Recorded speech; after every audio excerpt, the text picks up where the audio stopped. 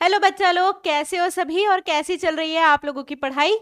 आज की एनसीईआरटी पंच की क्लास में हम लोग रिलेशन एंड फंक्शन का कंटिन्यूएशन करने वाले हैं। तो लास्ट क्लास में हम लोगों ने रिलेशन एंड फंक्शन के सारे important concepts along with their examples किए थे। किसमें? एनसीईआरटी में जो एग्जांपल्स गिवन है।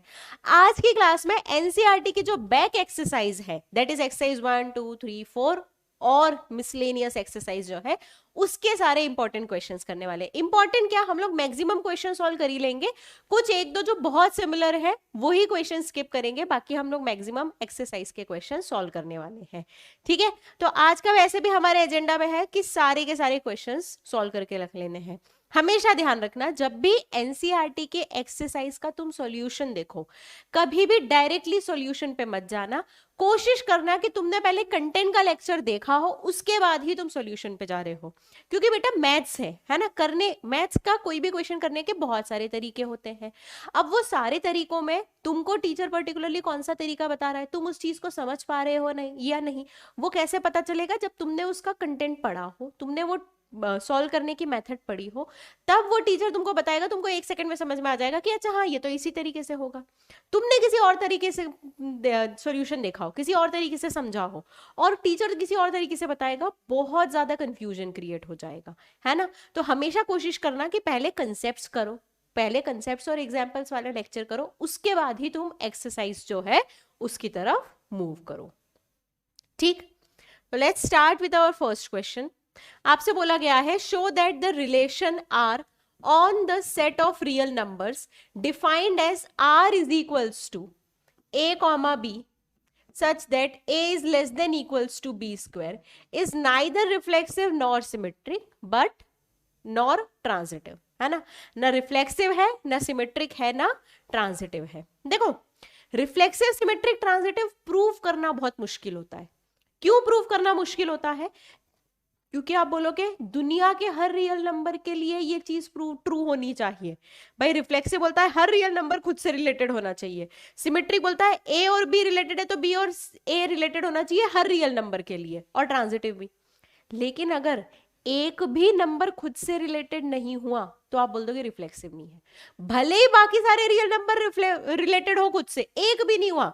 ऐसे ही एक भी ऐसा पेयर मिल गया जहां ए कॉमा बी रिलेटेड है, बी कॉमा ए रिलेटेड नहीं है, तो तुम बोल दोगे ट्रांजिटिव सिमेट्रिक नहीं है ना। तो नहीं रिफ्लेक्सिव, नहीं सिमेट्रिक, नहीं ट्रांजिटिव प्रूफ करने के लिए हमेशा एग्जाम्पल ले लो, क्योंकि एक भी एग्जाम्पल में तुमने प्रूफ कर दिया कि देखो ये तो रिफ्लेक्सिव नहीं है, तो बस हो गया काम खत्म। तो मैं बोल रही हूं 2 इज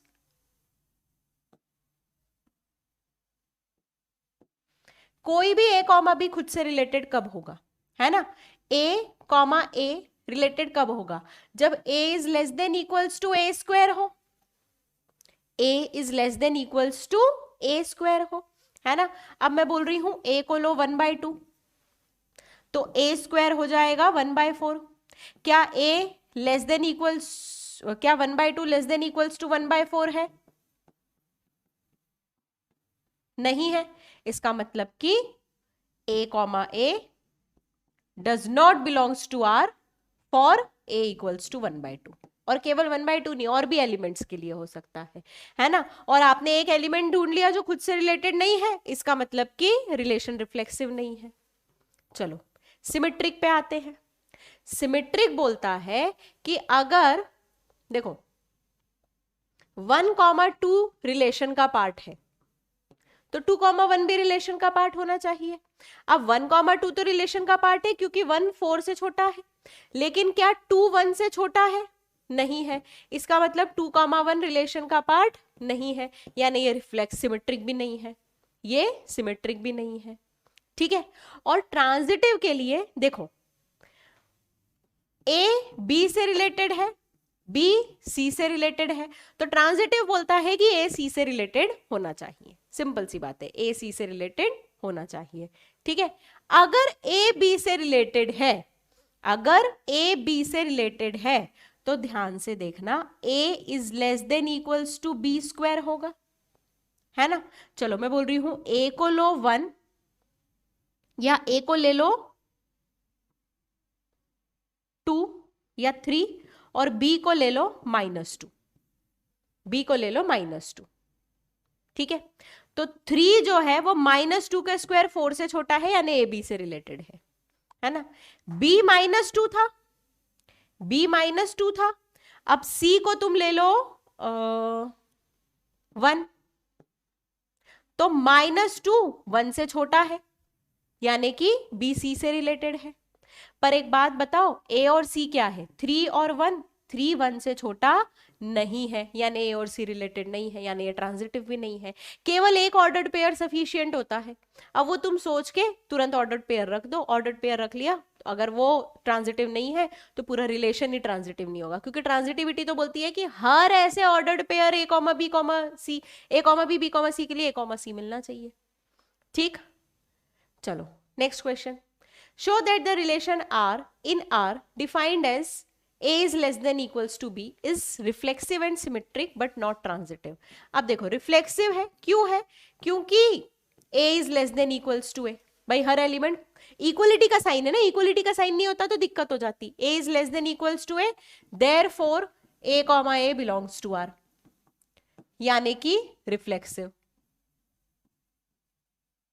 ठीक है, अच्छा A B से रिलेटेड है और B C से रिलेटेड है, तो इसका मतलब A less than equals to B है, B less than equals to C है। देखो A B से छोटा, B C से छोटा, तो A C से छोटा हो जाएगा डेफिनेटली, है ना।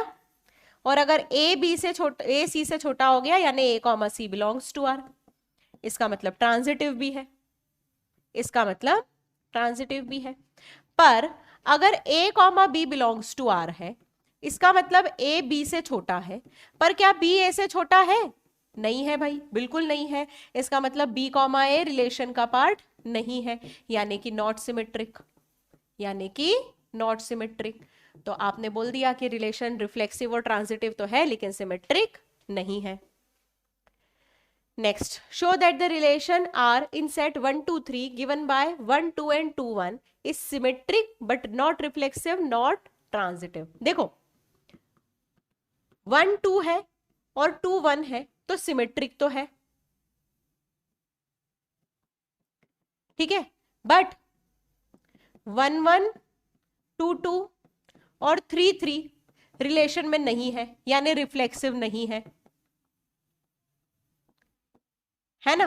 और 1 2 है, 2 1 है, बट 1 1 रिलेशन में नहीं है, यानी ट्रांजिटिव भी नहीं है, ट्रांजिटिव भी नहीं है। आई बात समझ में? ठीक है। Show that the relation R in set A 1 2 3 4 5 given by A, B such that mod of A minus B is an even, mod of A minus B is even is an equivalence relation, है ना। Same type का question हमने किया था example solve करते वक्त। mod of A minus B even है, mod of A minus B even है, तो मैं ऐसा कह रही हूं कि mod of A minus A 0 है, which is even, which is even।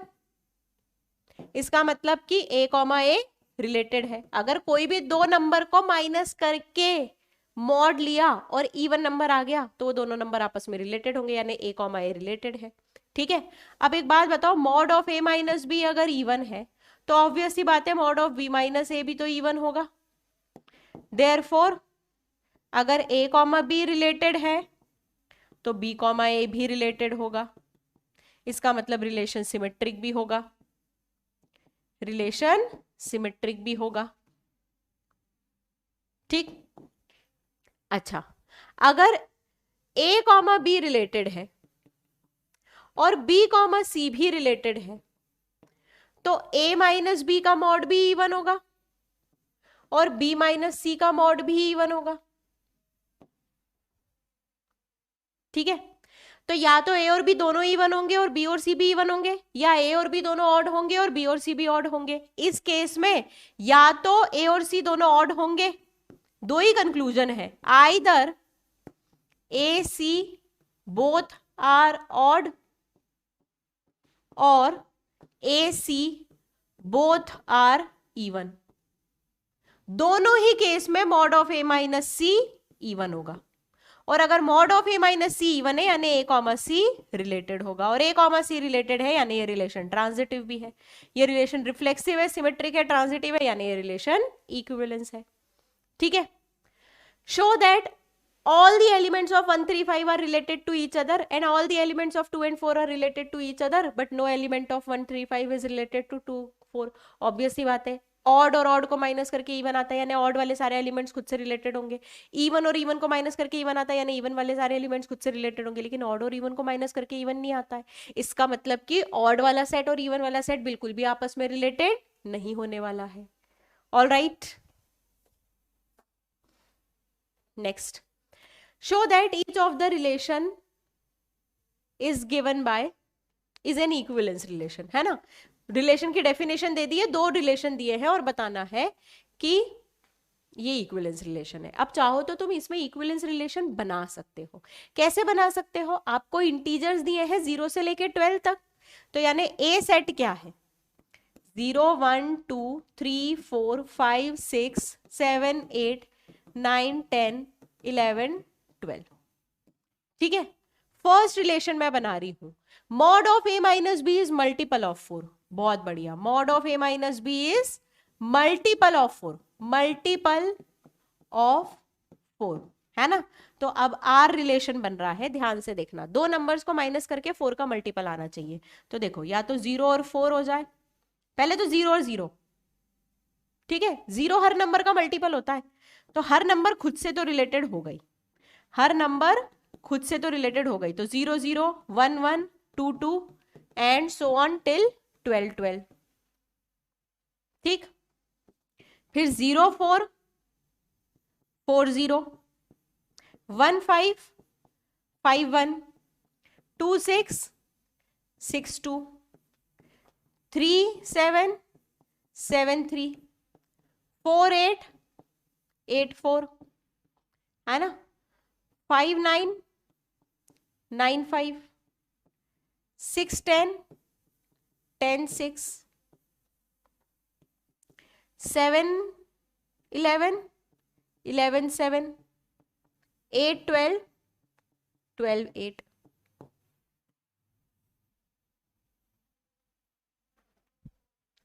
Alright, ये वो दो नंबर्स हैं जिनको माइनस करके 4 आ रहा है, यानी 4 का मल्टीपल। अब 4 का मल्टीपल तो 8 भी होता है, तो ऐसे भी नंबर्स होंगे जिनको माइनस करके 8 आएगा, जैसे 0 8 8 0 1 9 9 1 2 10 10 2 3 11 11 3 4 12 12 4। ठीक है, ये वो नंबर है जिनको माइनस करके 8 आ रहा है, विच इज 4 का मल्टीपल। 4 का मल्टीपल 12 भी हो सकता है, तो ऐसे भी दो नंबर्स हो सकते हैं जिनको माइनस करने पे 12 आए। ऐसे केवल दो ही नंबर है, 0 12 और 12 0। ये आपका रिलेशन बन गया, ये रिलेशन बन गया। अब देखो, हर एलिमेंट खुद से रिलेटेड है, अगर a कॉमा बी है तो b कॉमा ए भी है, और अगर a b से रिलेटेड है, b c से रिलेटेड है, तो a c से रिलेटेड है ना। कोई भी ऑर्डर्ड पेयर में देख लो, अगर 6 2 से रिलेटेड है, 2 10 से रिलेटेड है, तो 6 10 से रिलेटेड है, यानी कि ये एक इक्विवेलेंस रिलेशन है, ये एक इक्विवेलेंस रिलेशन है। ऐसे ही सेकंड वाले केस में अगर मैं आर बनाऊं तो a इक्वल्स टू b, बहुत इजी है, 1 1 2 2 3 3 4 4 5 5 6 6 7 7 8 8 7 7 8 8 9 9 10 10 11 11 12 12। सारे एलिमेंट्स जो है खुद से रिलेटेड है, ऐसा रिलेशन तो हमेशा इक्विवेलेंस होता है, क्योंकि ये रिफ्लेक्सिव भी है, ये सिमेट्रिक भी है, ये ट्रांजिटिव भी है। इसको हम बोलते हैं आइडेंटिटी रिलेशन। आइडेंटिटी रिलेशन हमेशा इक्विवेलेंस होता है, आइडेंटिटी रिलेशन हमेशा इक्विवेलेंस होता है। ठीक है, आई बात समझ में? तो both are equivalence relation. Show that the relation are defined in the set A of all triangles T1 T2 where T1 is similar to T2 is an equivalence relation। अच्छा, एक बात बताओ, T1 कॉमा T1 R का part होगा या नहीं? होगा। Why? Because every triangle is similar to itself, similar to itself. ठीक है, अब T1 कॉमा T2 अगर R का पार्ट है देन T1 सिमिलर हो जाएगा T2 के, इसका मतलब T2 सिमिलर हो जाएगा T1 के, इसका मतलब T2 कॉमा T1 भी R का पार्ट है, यानी कि सिमेट्रिक रिलेशन, यानी कि सिमेट्रिक रिलेशन। ठीक है, और अगर T1 T2 R का पार्ट है, T2 T3 R का पार्ट है, इसका मतलब T1 T3 भी R का पार्ट है ना, क्योंकि T1 similar to T2, T2 similar to T3, T1 T2 से सिमिलर है, दो ट्रायंगल सिमिलर है, दूसरा ट्रायंगल तीसरे से सिमिलर है, तो पहला भी तीसरे से सिमिलर होने वाला है, इसका मतलब T1 T3 भी रिलेटेड है, इसका मतलब ये रिलेशन ट्रांजिटिव है, ये रिलेशन रिफ्लेक्सिव भी है, सिमेट्रिक भी है, ट्रांजिटिव भी है, यानी कैसा रिलेशन है, इक्विवेलेंस रिलेशन। कैसा रिलेशन है, इक्विवेलेंस। आई बात समझ में? ठीक है, अब तुमको बताना है कि 3 4 5 एक ट्रायंगल है साइड्स के साथ, है ना, 5 12 13 एक साइड वाला ट्रायंगल है और 6 8 10 साइड वाला ट्रायंगल है, तो इनमें से कौन रिलेटेड है? जो सिमिलर होगा वो रिलेटेड होगा, और जो सिमिलर होगा उसके साइड्स रेशियो में होंगे, यानी 3/6 4/8 और 5/10 ये तो बराबर होते हैं, यानी T1 T3 से सिमिलर है, यानी T1 T3 रिलेटेड है, T1 T3 रिलेटेड है, लेकिन T2 के साथ साइड के रेशियो सेम नहीं आ रहे हैं। All right, let's move. Let L be the set of all lines in xy plane and R is the relation defined as L1 is related to L2 when L1 is parallel to L2. दो lines आपस में parallel है, तो बताना है relation कैसा है।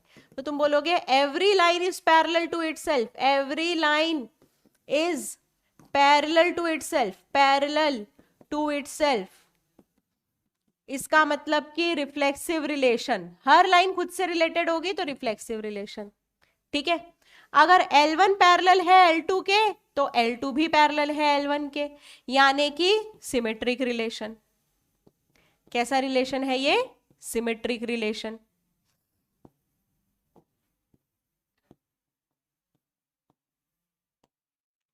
है ना।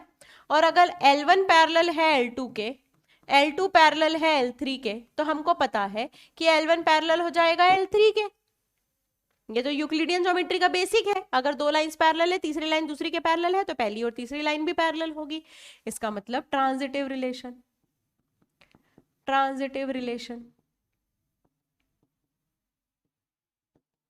ठीक है, अब आपसे बोला गया है find the set of all lines related to line y is equals to 2x + 4, यानी कि कौन सी लाइन इस लाइन से रिलेटेड होंगी, जो लाइन इसके पैरेलल होंगी। दो पैरेलल लाइन की खासियत क्या होती है, दोनों का स्लोप सेम होता है, यानी कि lines related to y equal to 2x + 4 will have slope 2 होगा, इंटरसेप्ट चेंज होता जाएगा, यानी कि y is equals to 2x + c ऐसी दिखेंगी, c की वैल्यू चेंज करते जाओ, c की वैल्यू चेंज कर दो। ऑल राइट, नेक्स्ट क्वेश्चन पे आते हैं। Let R be the relation in set n given by R is equals to a, b such that a is equals to b - 2 where b is greater than 6। Choose the correct answer. ठीक है, तो अब एक बात बताओ, b को जब हम 7 रखेंगे तो a आएगा 5, b को 8 रखेंगे तो a आएगा 6, b को 9 रखेंगे तो a आएगा 7, b को 10 रखेंगे तो a आएगा 8 एंड सो ऑन। अब तुमको बताना है कि इसमें से कौन सा,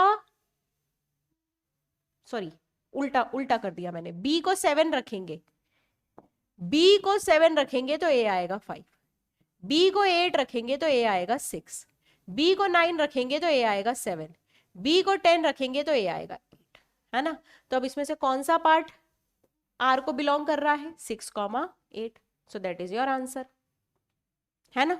और चाहे तो ऐसा देख लो कि a कहां पे b - 2 है ना, तो पर वो फर्स्ट केस में भी है, लेकिन b 6 से बड़ा होना चाहिए ऐसा बोल दिया है, पर यहां पे b 6 से बड़ा नहीं है। Show that the function f from r to r defined by fx is equals to 1/x is 1 1 and on to where r is the set of all non-zero real numbers। यहाँ पे r dot है या फिर star है, r star है। ठीक है, अच्छा 1/x एक फंक्शन है ना। तो हमको पता है 1/(1) के लिए y1 बराबर y2 करो, यानी 1/x1 बराबर 1/x2, क्रॉस मल्टीप्लाई किया तो x1 बराबर x2, तो 1/1 तो प्रूफ हो गया। 1/1 प्रूफ किया। ऑन टू के लिए कोडोमेन क्या है? Non zero real numbers. Range क्या है? तो रेंज आप बोलोगे कुछ नहीं, y is equals to 1/x है, तो x होगा 1/y। ठीक है। नॉन जीरो रियल नंबर्स, कोई सा भी नॉन जीरो रियल नंबर रखोगे हमको हमेशा x मिलेगा, यानी हर y के लिए एक x मिलेगा। x रियल है ना, तो y कोई भी रियल होगा, जीरो को छोड़कर कोई भी रियल नंबर के लिए हमेशा आपको x मिलता जाएगा। यानी हर नॉन जीरो रियल y के लिए नॉन जीरो रियल x मिल रहा है, हर y के लिए x मिल रहा है, यानी ऑन टू फंक्शन। हर y के लिए x मिल रहा है तो ऑन टू फंक्शन। ठीक है। अब आपको बोला गया है कि अगर डोमेन को मैं नेचुरल नंबर से रिप्लेस कर दूं, डोमेन को नेचुरल नंबर से रिप्लेस कर दिया, यानी आपका फंक्शन हो गया n2r*। बताओ क्या अब भी 1/1 है? क्या अब भी ऑन टू है? 1/1 तो है, क्योंकि एक y के लिए एक ही x मिलेगा, एक y के लिए एक ही x मिलेगा। अगर मैं बोलूं कि y is equals to 1/x, natural number डालते जाओ, एक आपने कोई नेचुरल नंबर डाला उसके लिए आपको एक ही y मिलने वाला है, एक y के लिए एक ही x मिलेगा, एक से ज्यादा x नहीं मिल सकते, तो ये 1/1 तो है। लेकिन अब ऑन टू की बात करें तो अब इसकी रेंज क्या है? रेंज हो जाएगी, नेचुरल नंबर है ना x, तो 1/1, 1/2, 1/3, 1/4 एंड सो ऑन, ये रेंज है ना। पर कोडोमेन तो r* है, नॉन जीरो रियल नंबर्स है, यानी कोडोमेन और रेंज बराबर नहीं है। कोडोमेन और रेंज बराबर नहीं है, कोडोमेन और रेंज बराबर नहीं है, तो क्या फंक्शन ऑन टू होगा? नहीं होगा, तो ऑन टू नहीं है ये फंक्शन। ठीक, आ गई बात समझ में? Check the injectivity and surjectivity of following function. Natural number से नेचुरल नंबर, क्या ये एक्स स्क्वायर है ना, फंक्शन एक्स स्क्वायर ही है। फर्स्ट केस में फंक्शन है एक्स स्क्वायर, एक y के लिए एक ही x मिलेगा, क्योंकि मैंने मान लो y रखा 4, तो एक्स स्क्वायर का वैल्यू 4 है तो x2 ही होगा, x -2 रिजेक्ट हो जाएगा। क्यों रिजेक्ट हो जाएगा? क्योंकि डोमेन में ही नहीं है ना। तो 1/1 तो है, 1/1 तो है। ऑन टू नहीं है, क्योंकि y को अगर मैं 3 रख रही हूं, भाई natural number to natural number है ना, y को अगर मैं 3 रख रही हूं तो मुझे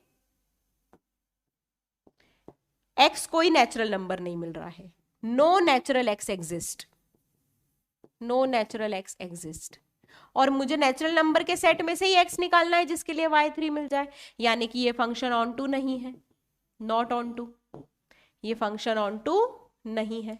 आई बात समझ में? ठीक। नेक्स्ट, आपके पास इंटीजर टू इंटीजर एक फंक्शन है ना। अब इंटीजर आ गया, यानी अब मैंने बोला y इक्वल्स टू 4, तो x का वैल्यू एक्स स्क्वायर 4 है, यानी x का वैल्यू +-2 दोनों हो सकता है। एक y पे 2 x मिलेंगे, यानी नॉट 1/1, नॉट 1/1। ठीक, अभी भी सेम चीज है, y को अगर मैं 3 रख रही हूं तो एक्स स्क्वायर 3, यानी x is equal to +-√3 which is not integer, which is not integer, यानी कि y इक्वल्स टू 3 के लिए आपके पास कोई x है ही नहीं, यानी not onto, not onto. ठीक है। नेक्स्ट क्वेश्चन, रियल नंबर से रियल नंबर में, रियल नंबर से रियल नंबर में बताना है y equals to x square, तो आप बोलोगे y को 4 रखो तो एक्स स्क्वायर 4 है, यानी x आ रहा है +-2, एक y के लिए 2 x मिल रहे हैं, यानी नॉट 1/1, नॉट 1/1। ठीक, और y की वैल्यू अगर मैंने बोला -4 है, तो एक्स स्क्वायर -4, कोई रियल x ऐसा है ही नहीं जिसके लिए एक्स स्क्वायर -4 हो, तो no real x exist, no real x exist, और हर y के लिए x नहीं मिल पा रहा है, यानी not onto, not onto. All right, next, natural number to natural number f x is equals to x cube. ठीक, अब एक y के लिए एक ही x मिलेगा। क्यों? क्योंकि तुम बोलोगे जब y1 बराबर y2 है यानी x1 क्यूब बराबर x2 क्यूब है, तो कैंसिल आउट करो तो x1 बराबर x2 ही तो आएगा। क्यूब दो नंबर का सेम है तो फिर वो नंबर्स भी सेम है, स्क्वायर सेम है तो फिर वो नंबर्स प्लस भी हो सकते हैं या माइनस भी हो सकते हैं। ठीक, तो आपके पास x1 बराबर x2 आ गया, x1 बराबर x2 आ गया यानी फंक्शन 1 1 है, फंक्शन 1 1 है।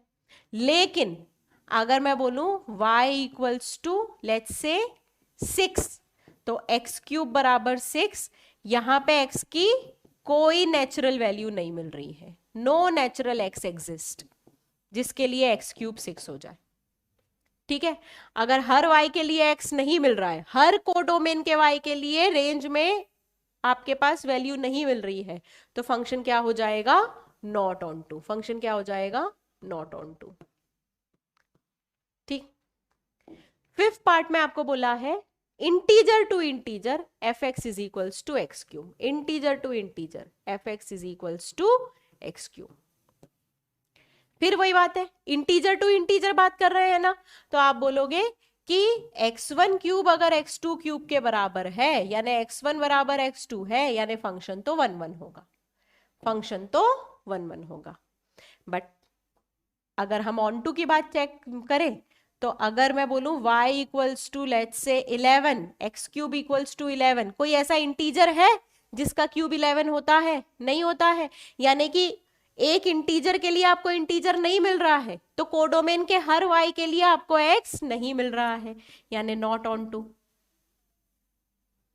x does not exist, x does not exist, x does not exist यानी not onto, not onto. आई बात समझ में? ठीक, prove that greatest integer function is neither 1 1 nor onto, है ना? सिंपल सी बात है, ग्रेटेस्ट इंटीजर फंक्शन बोलता है कि मैं केवल इंटीग्रल वैल्यू ही लेने वाला हूं, है ना? अब मैं x को पुट, देखो अगर मैंने बोला कि y का वैल्यू 2 है तो फिर x का वैल्यू 2 भी हो सकता है, 2.1 भी हो सकता है, 2.2 भी हो सकता है, क्योंकि इन सबका ग्रेटेस्ट इंटीजर वैल्यू कितना होता है? 2 होता है। तो एक y पर मल्टीपल x मिलते हैं, है ना? Multiple x for unique y, therefore not 1 1। और ग्रेटेस्ट इंटीजर की रेंज क्या होती है? रेंज ऑफ ग्रेटेस्ट इंटीजर होती है इंटीजर्स। भाई ग्रेटेस्ट इंटीजर फंक्शन का नाम से ही पता चल रहा है ये हमेशा इंटीजर्स आंसर में करता है, ये आंसर हमेशा इंटीजर करता है। और इसकी कोडोमेन क्वेश्चन में क्या दी हुई है? कोडोमेन दी हुई है r, दोनों आपस में बराबर नहीं, यानी not onto, not onto. आई बात समझ में? Show that modulus function is neither 1 1 nor onto, है ना? y equals to modulus function, अगर y का वैल्यू 3 है तो x का वैल्यू प्लस माइनस 3 दोनों हो सकता है, यानी एक y पर एक से ज्यादा x आ सकते हैं, देयरफॉर नॉट 1 1, नॉट 1 1। ठीक है, और अगर y का वैल्यू -3 है तो मॉड x कभी भी -3 नहीं हो सकता है। Modulus of x can never be negative, कभी ये नेगेटिव हो ही नहीं सकता है। भाई मॉड्यूलस का तो काम ही है चीजों को पॉजिटिव बनाने का, तो अगर ये कभी नेगेटिव नहीं हो सकता है यानी कि नेगेटिव y के लिए कोई x नहीं मिलेगा, यानी कोडोमेन रेंज के बराबर नहीं है।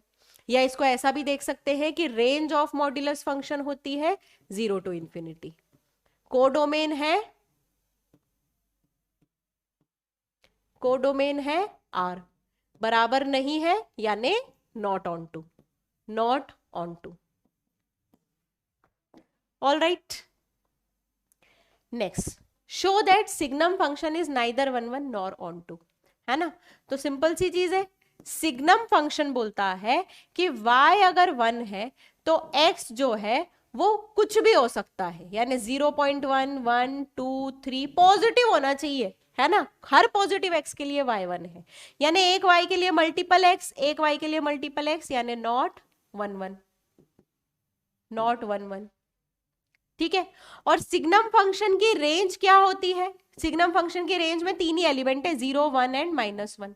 और इसकी कोडोमेन क्वेश्चन में क्या दी हुई है? इसकी कोडोमेन क्वेश्चन में दी हुई है r। दोनों आपस में बराबर नहीं है, आपस में बराबर नहीं है, यानी नॉट ऑन टू। रेंज और कोडोमेन आपस में बराबर नहीं, यानी not onto. Let A is equals to 1 2 3, B is equals to 4 5 6 7 and F is equals to 1 4 2 5 3 6 be a function from A to B so that show that F is 1 1। अरे यार सीधी सी बात है, F function है, एक y के लिए एक ही x मिल रहा है ना, तो यूनिक x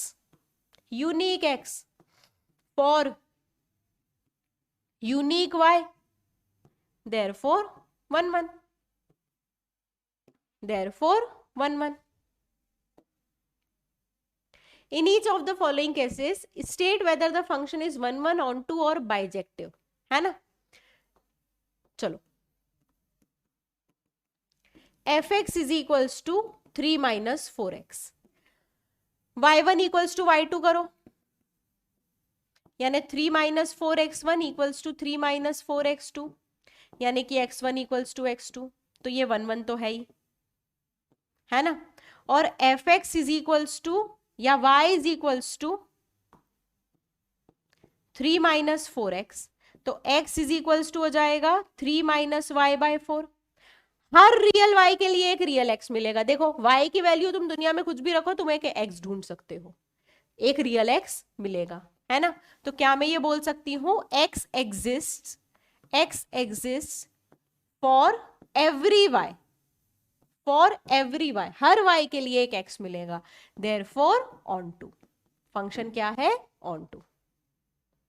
ठीक, सेकेंड वाला part, y equals to 1 plus x square, y1 बराबर y2 किया, यानी 1 प्लस x1 स्क्वायर बराबर 1 प्लस x2 स्क्वायर किया, यानी x1 स्क्वायर बराबर x2 स्क्वायर, यानी x1 equals to plus minus x2, यानी नॉट 1 1, नॉट 1 1।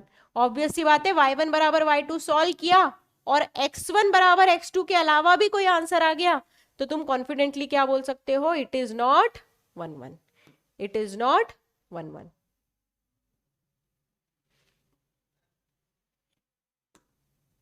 है ना। अब अगर मैं बोलूं y की वैल्यू कुछ भी ले लो, जैसे y की वैल्यू -5 ले ली, तो 1 plus x square equals to -5, या -3 ले लो, -3, यानी एक्स स्क्वायर इक्वल्स टू -4। क्या कोई रियल एक्स मिल रहा है ना। तो तुम बोल दोगे no real x exist, no real x exist for y equals to -3, है ना। और -3 डोमेन का पार्ट तो है ही, डोमेन का पार्ट है लेकिन उस सॉरी कोडोमेन का पार्ट है लेकिन रेंज का पार्ट नहीं है, तो तुम बोल दोगे नॉट ऑन टू। क्या हो जाएगा ये? Not onto. आई बात समझ में? Let's move on to next question. Let A and B be sets show that a comma b f from a cross b to b cross a such that f of a comma b equals to b comma a is a bijective function।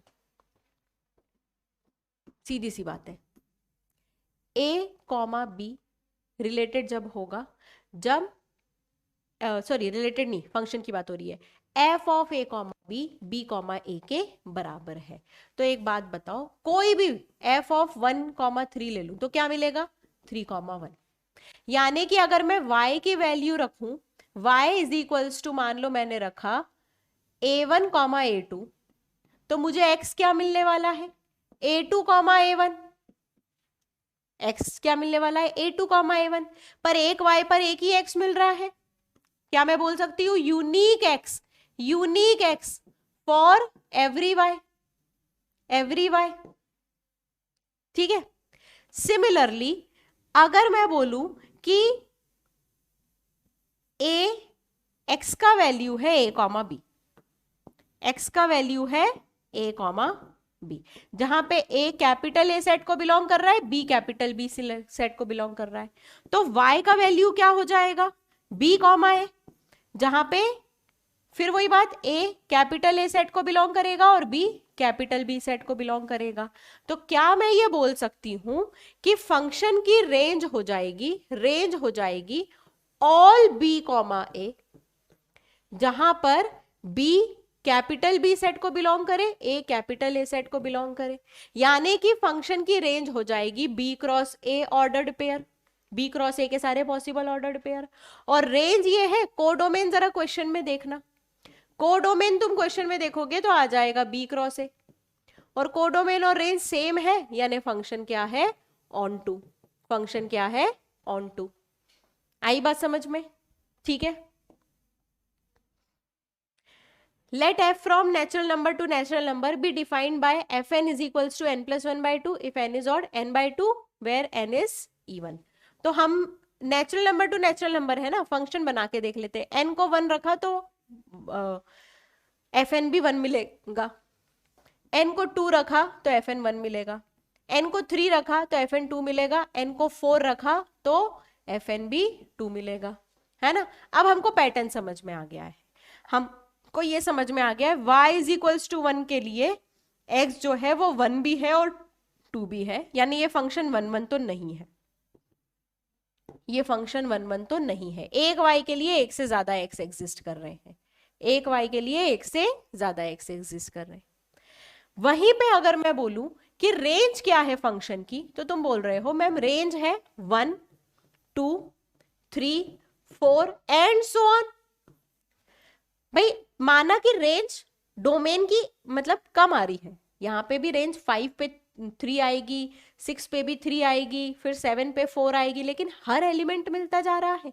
यानी कि मैं बोल सकती हूँ range है natural number, और codomain भी question में क्या दिया हुआ है, कोडोमेन भी क्वेश्चन में दिया हुआ है नेचुरल नंबर, दोनों सेम, यानी function onto, function onto. ठीक है, फंक्शन 1 1 तो नहीं है लेकिन ऑन टू है, फंक्शन 1 1 नहीं है लेकिन ऑन टू है। Okay, let a is r minus 3, b is r minus 2. Consider the function f from a to b defined by fx is equals to x minus 2 and x minus 3.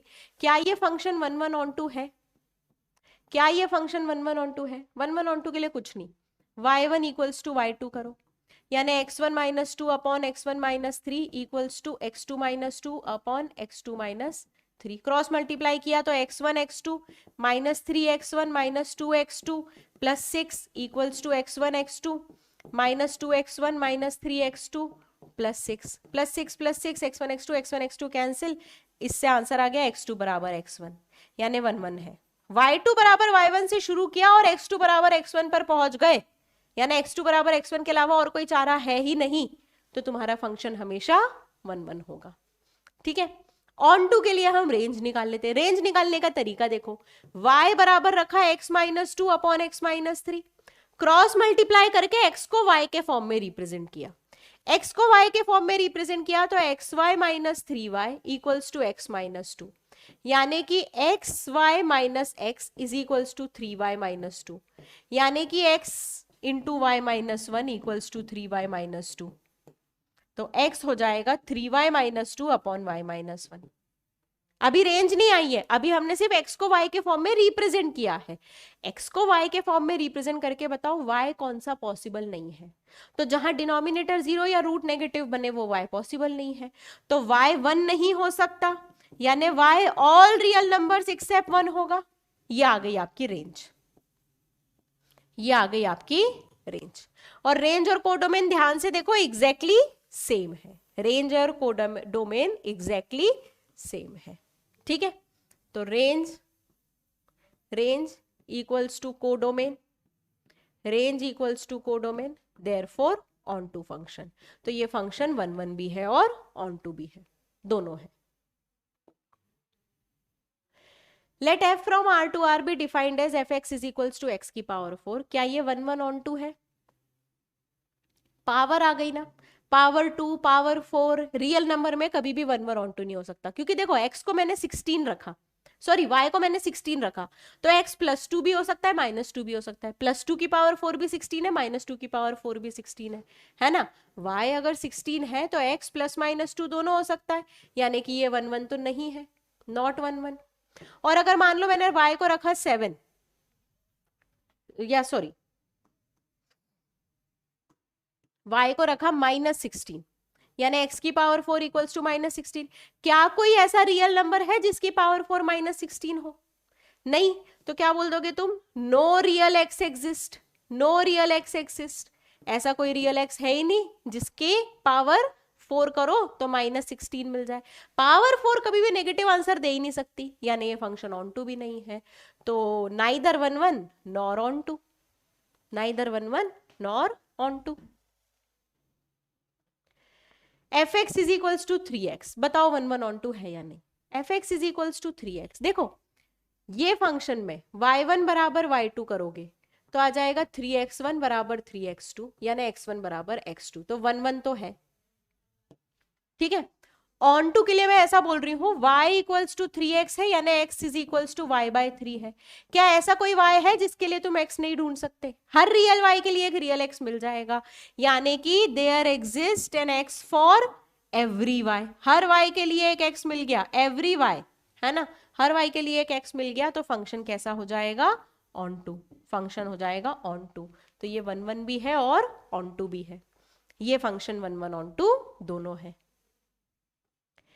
f function है 1 3 4 से लेके 1 2 5 तक, g function है 1 2 5 से लेके 1 और 3, और f function 1 2 3 5 4 1 दिया हुआ है, g फंक्शन 1 3 2 3 5 1 दिया हुआ है, तो g ऑफ f लिखना है। बहुत सिंपल है, g of f, g of fx। तो पहले x का वैल्यू लिखोगे किसमें? f में। तो x का वैल्यू 1 पुट किया तो आ जाएगा g of f1। g of f1 यानी कि देखो f1 क्या है? f1 है 2, यानी कि g ऑफ 2, और g ऑफ 2 कितना है? 3, यानी x को 1 पुट किया तो y का वैल्यू 3 आया, तो 1 3 एक ऑर्डर्ड पेयर आ गया, ठीक है। चलो x को 3 पुट करो, क्योंकि हम f की डोमेन रखेंगे ना, g ऑफ fx में अंदर वाले फंक्शन की डोमेन रखते हैं। x को 3 पुट किया तो g ऑफ f3 लिखेंगे, g ऑफ f3, f3 है 5, ठीक है, तो g5, और g5 है 1, यानी x को 3 पुट किया तो y 1 मिल रहा है ना। चलो x को 4 पुट करते हैं तो g ऑफ f4, और f4 है 1, तो g ऑफ 1, g1 है 3, यानी कि x 4 रखने पे y का वैल्यू 3 मिल रहा है।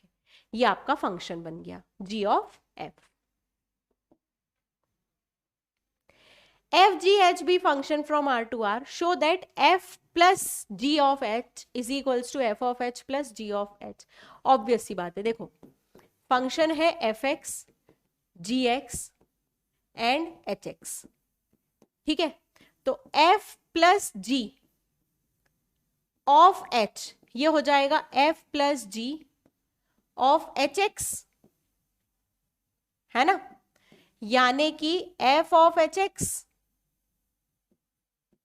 प्लस g ऑफ hx, क्योंकि मुझे पता है f plus g of x होता है fx प्लस gx, तो f plus g of hx हो जाएगा f of hx plus g of hx, यानी कि हो जाएगा f of h plus g of h, hence proved, hence proved, ठीक है।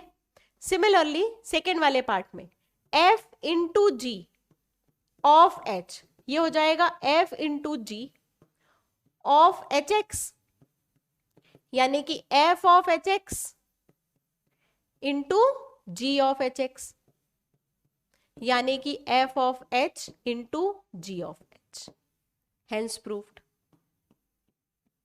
Hence proved. Okay, find gof and fog if f और g function तुमको दिए हैं। फर्स्ट वाले केस में गॉफ यानी g ऑफ fx, यानी g फंक्शन में fx पुट करना है, 5fx माइनस 2, यानी कि 5 mod x माइनस 2, ठीक। फर्स्ट फंक्शन में फॉग यानी कि एफ फंक्शन में g पुट करना है, यानी कि मॉड ऑफ gx, यानी mod of mod 5x minus 2। वैसे दो मॉड का कभी कोई सेंस नहीं होता है, मॉड का मॉड हमेशा मॉड ही रहता है, मॉड का मॉड हमेशा मॉड ही रहता है। ये फर्स्ट केस है। आपसे कोई पूछे सेकंड केस में बताओ, कोई बहुत बड़ी बात नहीं है। सेकंड केस में आपके पास एफ एक्स है 8x² और gx है x की पावर 8x³ और gx है x की पावर 1/3। तो f ऑफ g हो जाएगा, f में x की जगह g डालना है, यानी कि 8gx का क्यूब, यानी कि 8x की पावर 1/3 का क्यूब, यानी 8x, है ना। और g ऑफ fx हो जाएगा, g फंक्शन में fx फंक्शन पुट करना है, g फंक्शन है x की पावर 1/3, तो ये हो जाएगा fx की पावर 1/3। इसका मतलब 8x³ की पावर 1/3, 8 की पावर 1/3 2, x³ की पावर 1/3 x, ये आ गया आपके पास। All right, let's move on to next question. fx है 4x + 3 अपॉन 6x - 4। Show that f of fx is equals to x, है ना। और इसका इनवर्स क्या होगा? f ऑफ fx यानी फंक्शन में x की जगह fx पुट करना है। 4 × 4x + 3 अपॉन 6x - 4 + 3 अपॉन 6 × 4x + 3 अपॉन 6x - 4 + 3। ठीक, क्रॉस मल्टीप्लाई कर ले, एलसीएम ले लेते हैं। तो 16x + 12 + 18x - 12 upon 24x + 18 plus 6x, यहाँ पे -4 था,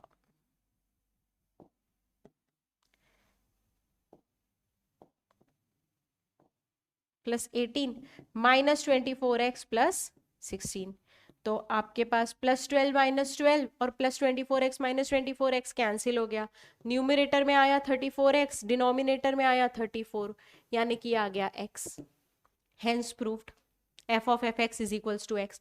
और अगर दो फंक्शन का कॉम्पोजिशन आइडेंटिटी होता है तो वो फंक्शन एक दूसरे के इनवर्स होते हैं। Therefore f is inverse of itself, f is inverse of itself, खुद ही खुद का इनवर्स है, f is inverse of itself. State with reason whether the following function have inverse or not, है ना। फर्स्ट फंक्शन many one है, यानी not 1 1, not 1 1 यानी inverse नहीं हो सकता। देखो फंक्शन का इनवर्स होने के लिए 1 1 ऑन 2 दोनों होना ही पड़ेगा। तो अगर 1 1 और ऑन 2 नहीं है तो इनवर्स कभी पॉसिबल ही नहीं है। ठीक है, तो सेकेंड फंक्शन में देखो not onto, not onto क्योंकि कोडोमेन रेंज के बराबर नहीं है ना। और थर्ड फंक्शन देखे 7 9 11 13, 7 9 11 13 2 3 4 5, ये 1 1 भी है और ऑन टू भी है, यानी इनवर्स एग्जिस्ट करेगा, इन्वर्टिबल है, ये इन्वर्टिबल है। ठीक है, show that f from -1 to 1 to r given by fx is equals to x upon x plus 2 is 1 1। ठीक है, तुमको बताना है कि ये फंक्शन 1 1 है और इसका इनवर्स निकालना है। 1 1 के लिए तुम बोलोगे y is equals to x upon x plus 2 है, तो y1 बराबर y2 रख दो, यानी x1 upon x1 plus 2 बराबर x2 upon x2 plus 2। Cross multiply किया तो x1 x2 plus 2x1 equals to x1 x2 plus 2x2, cancel out किया, 2 से 2 कैंसिल आउट हुआ तो x1 बराबर x2, देयरफॉर 1 1, देयरफॉर 1 1, है ना। अब तुमको रेंज जो है y की वो तो निकालने की जरूरत ही नहीं है, लेकिन इनवर्स निकालना है। इनवर्स निकालना है तो तीन स्टेप क्लियर है। y equals to f x लिखो, x को y के फॉर्म में लिखो और फिर x y को एक्सचेंज कर दो। तो y equals to f x लिखा हुआ है, x को y के फॉर्म में लिखने के लिए क्रॉस मल्टीप्लाई कर देते हैं, तो एक्स वाई माइनस एक्स हो जाएगा -2y, यानी x हो जाएगा -2y अपॉन y -1, है ना। x और y को एक्सचेंज कर दो तो y हो जाएगा -2x अपॉन x -1। ये आ गया इनवर्स, ये आ गया इनवर्स फंक्शन। ठीक, next, consider f from r to r given by fx is equals to 4x plus 3, show that f is invertible, find the inverse of f, है ना। तो ऑब्वियस सी बात है, इन्वर्टिबल यानी 1 1 ऑन टू प्रूव करना है। तो 1 1 के लिए पहले y1 इक्वल्स टू y2 कर दो, यानी 4x plus 1 plus 3, 4x1 plus 3 is equals to 4x2 plus 3, यानी x1 इक्वल्स टू x2। तो फंक्शन क्या हो गया 1 1। ऑन टू के लिए देख लो कि कोई y के लिए x मिल रहा है या नहीं, तो x है y -3/4। अब एक बात बताओ, y की वैल्यू कुछ भी रखो x मिल जाएगा, हर y के लिए रियल x मिल रहा है, हर y के लिए रियल x मिल रहा है, यानी ऑन टू, है ना। x exist for every y, इसको कैसे लिखेंगे, x exist for every y, every y, हर y के लिए x मिल रहा है, हर y के लिए x मिल रहा है, तो फंक्शन हो गया ऑन टू। फंक्शन क्या हो गया तुम्हारा onto. Function 1 1 onto है तो इन्वर्टिबल है, इन्वर्टिबल है तो इनवर्स निकालना है। तो y equals to 4x plus 3, तो y -3/4 इक्वल्स टू x, तो y इक्वल्स टू x -3/4, ये आ गया इनवर्स। 3 स्टेप में हमेशा इनवर्स निकलेगा, अगर कैलकुलेशन ज्यादा नहीं हो तो। क्वाड्रेटिक वाला कैलकुलेशन है तो उसमें थोड़ी सी मेहनत करनी है, बाकी प्रोसेस अभी भी सेम है, वैसा का वैसा प्रोसेस है। Okay,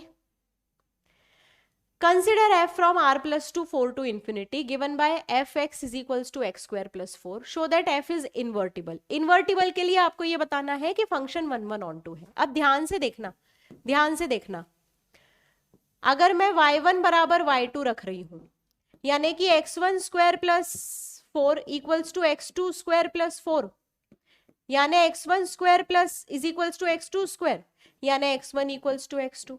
x1 equals to -x2 क्यों नहीं हो सकता, क्योंकि केवल पॉजिटिव x लेने हैं, since only positive x are in domain, domain में केवल x पॉजिटिव ही है, तो दो पॉजिटिव इंटीजर्स कभी भी एक दूसरे के एडिटिव इनवर्स नहीं हो सकते, यानी x1 इक्वल्स टू -x2 तो आ ही नहीं सकता, x1 इक्वल्स टू -x2 आ ही नहीं सकता, है ना।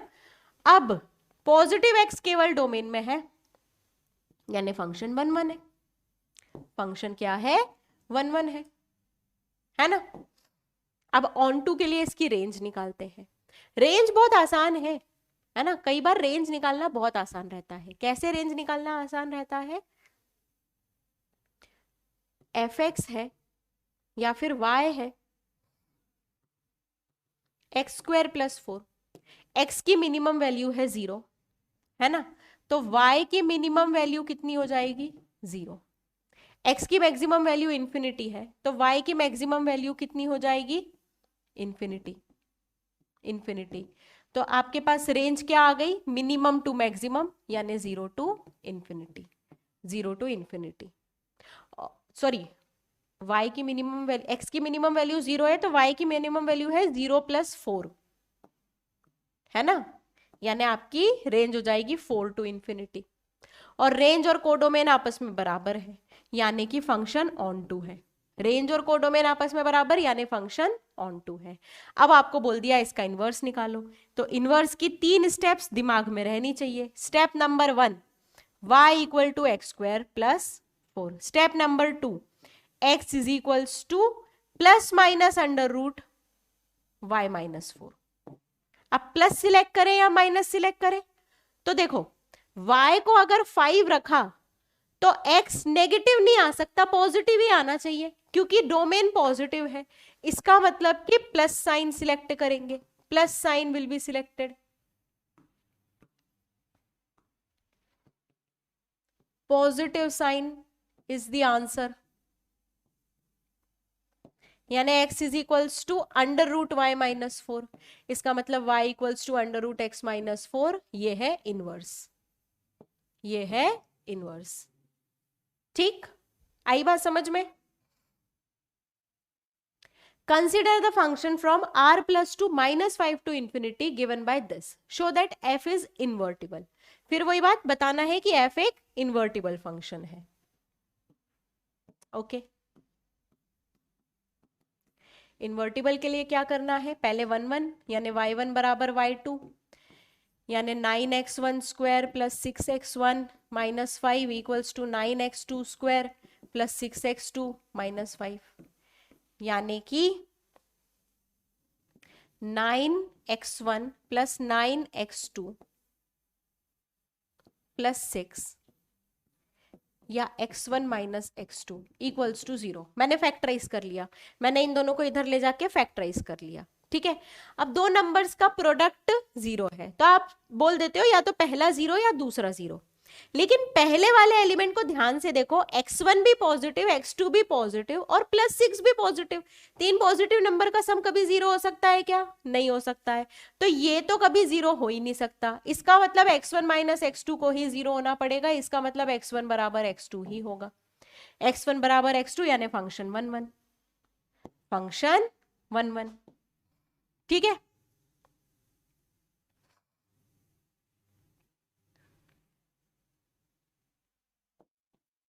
अब बात आती है रेंज की, है ना. आपको कोडोमेन दी हुई है -5 टू इंफिनिटी. रेंज की बात आती है तो क्वाड्रेटिक में हमारे साथ फायदा है. क्वाड्रेटिक फंक्शन है 9x square plus 6x minus 5. Range मैंने बता दिया, होल स्क्वायर बनाओ मिनिमम से मैक्सिमम वैल्यू. जैसे एक्स स्क्वायर प्लस 4 की रेंज क्या थी भाई, एक्स स्क्वायर की मिनिमम वैल्यू 0 तो एक्स स्क्वायर प्लस 4 की मिनिमम वैल्यू 4 तो और मैक्सिमम वैल्यू तो इन्फिनिटी है. तो इसकी मिनिमम वैल्यू निकालने के लिए हम होल स्क्वायर बना देते हैं. X square plus 6x plus 1 minus 6.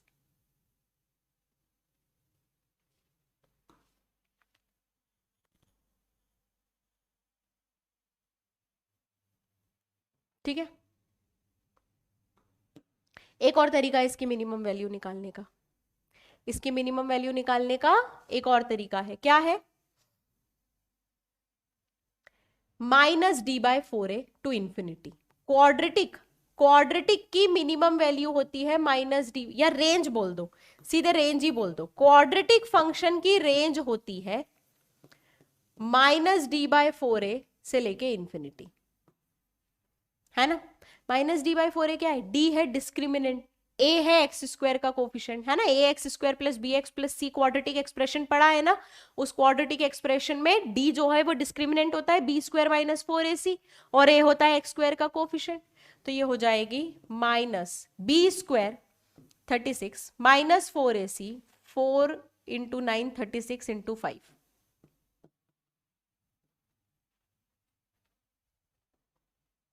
ठीक, डिवाइडेड बाय 4a यानी 36 से लेके इंफिनिटी. तो इसकी रेंज आ गई -6 से इंफिनिटी. कोडोमेन भी मेरे ख्याल से क्वेश्चन में -6 से इंफिनिटी ही दी होगी, वो यहाँ पे मिसप्रिंट हो गया होगा, या बुक में भी ऐसा दिया है तो बुक में भी मिसप्रिंट है. क्योंकि जब तक कोडोमेन और रेंज बराबर नहीं आएगी तब तक आप ये बोल ही नहीं सकते कि f इन्वर्टिबल है. अब आप बोल सकते हो कि ये कोडोमेन के बराबर है, ये कोडोमेन के बराबर है यानी ऑन टू फंक्शन, और फंक्शन 1 1 ऑन टू यानी इन्वर्टिबल. फंक्शन 1 1 ऑन टू यानी इन्वर्टिबल. चलो इनवर्स निकालते हैं. y equals to 9x square plus 6x minus 5 यानी कि 9x square plus 6x minus 5 minus y equals to 0, यानी x is equals to -6 plus minus under root 36 plus 36 into y plus 5 divided by minus b plus minus under root b square minus 4ac by 2a. Alright, तो आपके पास आ गया x is equals to -6 plus minus 6 under root y plus 6 by 18, यानी कि x आ गया -1 plus minus under root y plus 6 by 3. अब प्लस साइन लेना है या माइनस साइन लेना है वो क्वेश्चन से पता चलेगा. कैसे पता चलेगा, क्वेश्चन में ध्यान से देखो, x को जब तुम 1 रख रहे हो तो y का वैल्यू आ रहा है 10. x को 1 रखने पे y का वैल्यू क्या आ रहा है 10. तो y को यहां 10 पुट करो,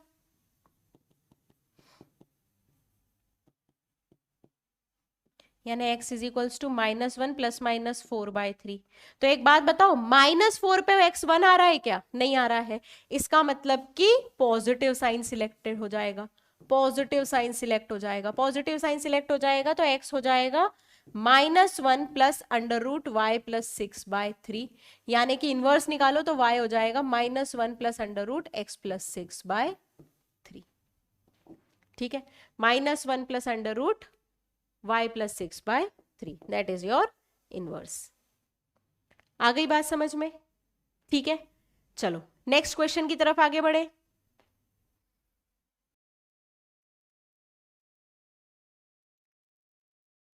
ओके, आपको बताना है कि किसी भी फंक्शन का यूनिक इनवर्स होता है ना?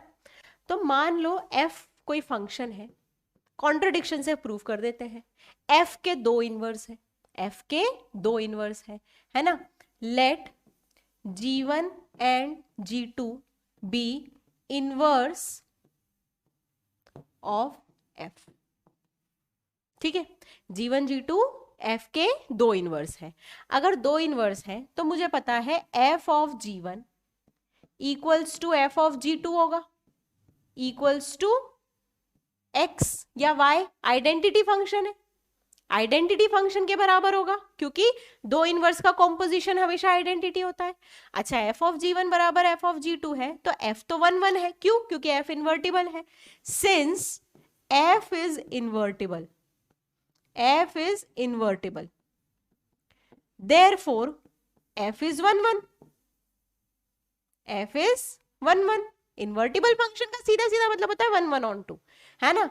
तो 1 1 फंक्शन क्या बोलता है, अगर बाहर वाला सेम है तो अंदर वाला भी सेम होना चाहिए, therefore g1 should be equals to g2, यानी हर फंक्शन का एक ही इनवर्स है, एक से ज्यादा इनवर्स नहीं हो सकता है। hence proved, hence proved। Next question करते हैं। Consider f from 1 to 3 to abc given by f1a f2b f3c, find f inverse. हमको भी पता है कि फंक्शन अगर है, फंक्शन आपके पास है 1 a 2 b एंड 3 c, तो इसका इनवर्स हो जाएगा a 1 b 2 और c 3। ठीक है, और इसका इनवर्स क्या हो जाएगा, एफ इनवर्स का इनवर्स। तो कुछ नहीं, रेंज डोमेन में और डोमेन रेंज में बदल दो, रेंज डोमेन में और डोमेन रेंज में बदल दो, आपके पास इनवर्स आ जाएगा। तो ये हो जाएगा 1 a 2 b 3 c which is equals to f, hence proved, hence proved. आई बात समझ में? Okay, let f from x to y be an invertible function, show that the inverse of f inverse is f, inverse of f inverse is f। सीधी सी बात है, वो अभी proof किया था आपने, है ना? f इनवर्स का इनवर्स क्या हो जाएगा, f के बराबर हो जाएगा। ऑल राइट, ठीक। देखो, अगर f इनवर्स f का इनवर्स है तो f of f inverse x होना चाहिए, ठीक है? और f inverse of f inverse का इनवर्स भी x होना चाहिए, है ना भाई? ये दोनों आपस में इनवर्स है तो इनका कॉम्पोजिशन x, ये दोनों भी आपस में इनवर्स है तो इनका कॉम्पोजिशन x, है ना? अब दो नंबर्स का कॉम्पोजिशन कर रहे हो तुम, यहाँ पे f इनवर्स ऑफ f लिख दो, f inverse of f equals to x, है ना? f इनवर्स ऑफ f भी x आ रहा है और f इनवर्स ऑफ इनवर्स भी x आ रहा है। इसका मतलब मैं बोल सकती हूँ f जो है वो f इनवर्स के बराबर है, ठीक? If f from r to r is given by this, then f of fx is, function में x की जगह fx पुट करना है। f of fx का मतलब क्या है, फंक्शन में x की जगह fx पुट करना है। बहुत आसान है, ये हो जाएगा 3 माइनस एक्स क्यूब की पावर 1/3 का होल क्यूब की पावर 1/3, ठीक है? fx का क्यूब ये हो गया, तो ये हो जाएगा 3 माइनस 3 प्लस एक्स क्यूब की power 1/3। 3 minus 3 cancel, x cube की पावर 1/3 यानी कि एक्स। तो एफ ऑफ एफ इनवर्स है, sorry f of F x है एक्स, एफ ऑफ एफ एक्स है एक्स। Let f from r minus 4/3 to r be a function defined by this. The inverse of f is given by, inverse के लिए कुछ नहीं, y is equals to fx लिखो, फिर x को y के फॉर्म में लिखना है 3xy minus 4x is equals to minus 4y, यानी कि x is equals to minus 4y upon 3y minus 4, यानी कि x is equals to 4y upon 4 minus 3y, x is equals to 4y upon 4 minus 3y, that is your answer। ठीक। For each operation star defined below, determine whether star is binary, commutative और associative। ठीक है, binary तो select करना बहुत आसान है ना, दो इंटीजर को माइनस करने पर इंटीजर मिलता है ना, यानी ये बाइनरी है ना। फिर दो रैशनल नंबर को मल्टीप्लाई करो तो रैशनल नंबर, +1 करो तो रैशनल नंबर मिलता है, यानी बाइनरी है। दो रैशनल नंबर का प्रोडक्ट डिवाइडेड बाय 2 बाइनरी है। अब देखो z प्लस यानी पॉजिटिव इंटीजर्स के लिए है ना, a और b अगर पॉजिटिव इंटीजर है तो 2 की पावर ए बी भी पॉजिटिव इंटीजर होगा, इसका मतलब ये भी बाइनरी है ना। पॉजिटिव इंटीजर की पावर पॉजिटिव इंटीजर, इंटीजर की पावर इंटीजर हमेशा इंटीजर होता है, यानी ये भी बाइनरी है। और r -1 कोई रियल नंबर है, a और b रियल नंबर है जहां पे -1 नहीं हो सकता, b -1 नहीं हो सकता, a और b दोनों ही -1 नहीं हो सकते हैं। ठीक है, तो अगर आप कोई भी रियल नंबर में 1 जोड़ो तो रियल नंबर है, और कोई भी रियल नंबर में रियल नंबर का डिवाइड करो तो रियल नंबर है, यानी ये भी बाइनरी है, ये भी बाइनरी है। ठीक है, तो बाइनरी चेक करना तो बहुत आसान था। अब चेक करते हैं कॉम्यूटेटिव। क्या चेक करते हैं? कॉम्यूटेटिव। कॉम्यूटेटिव चेक करने के लिए सीधी सी बात है, a minus b b minus a के बराबर नहीं होता है, तो पहला वाला नॉट कॉम्यूटेटिव, नॉट कॉम्यूटेटिव को मैं एनसी लिख देती हूं। ठीक है, ए बी +1 बी ए +1 के बराबर होता है, यानी commutative. A b by 2 b a by 2 के बराबर होता है, यानी कॉम्यूटेटिव। फोर्थ, 2 की पावर ए बी 2 की पावर बी ए के बराबर होता है, यानी कॉम्यूटेटिव। फिफ्थ, ए की पावर बी बी की पावर ए के बराबर नहीं होता है, यानी not commutative. Sixth, a upon b +1 b upon a +1 के बराबर नहीं होता है, यानी नॉट कॉम्यूटेटिव, है ना। कॉम्यूटेटिव बोलता है कि ए और बी में ऑपरेशन लगाओ, बी और ए में ऑपरेशन लगाओ, एग्जैक्टली सेम आंसर आना चाहिए। जहां सेम आंसर आया वहां कॉम्यूटेटिव, जहां सेम आंसर नहीं आया वहां नॉट कॉम्यूटेटिव, है ना। अब एसोसिएटिव चेक करते हैं। अब क्या चेक करना है? एसोसिएटिव। फर्स्ट, सब्ट्रैक्शन तो एसोसिएटिव नहीं होता है ना। सब्ट्रैक्शन तुमको नॉर्मली भी पता है ना, a माइनस बी माइनस सी में ब्रैकेट इंपॉर्टेंट होता है, b माइनस सी में ब्रैकेट लगाया, a माइनस सी में ब्रैकेट लगाया, अलग बात है। तो मैं ये बोल सकती हूं a minus b minus c is not equals to a minus b minus c, यानी नॉट एसोसिएटिव, है ना।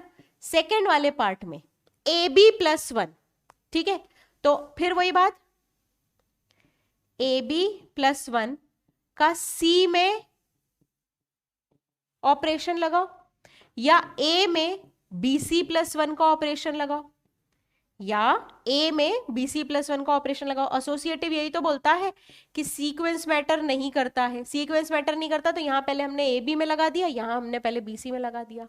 अब देखो ये हो जाएगा दोनों नंबर्स का प्रोडक्ट +1, यानी ABC + C +1, और ये हो जाएगा दोनों नंबर्स का प्रोडक्ट +1, यानी कि ABC + A +1, दोनों इक्वल नहीं है, यानी not associative, not associative.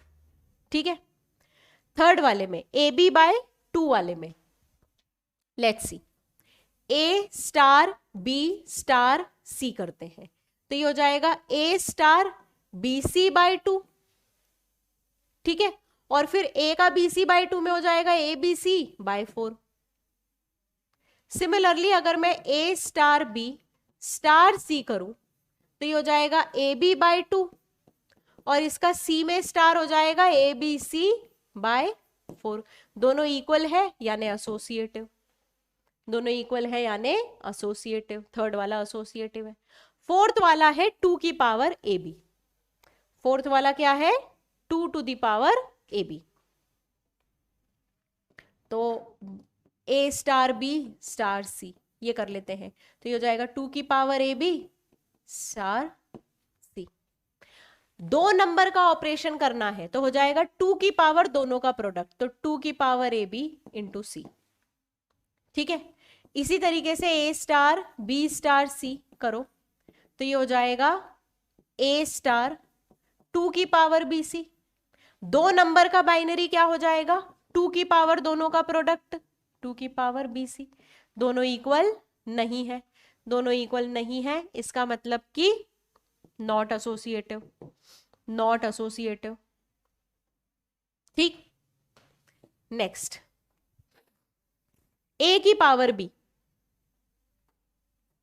A star b star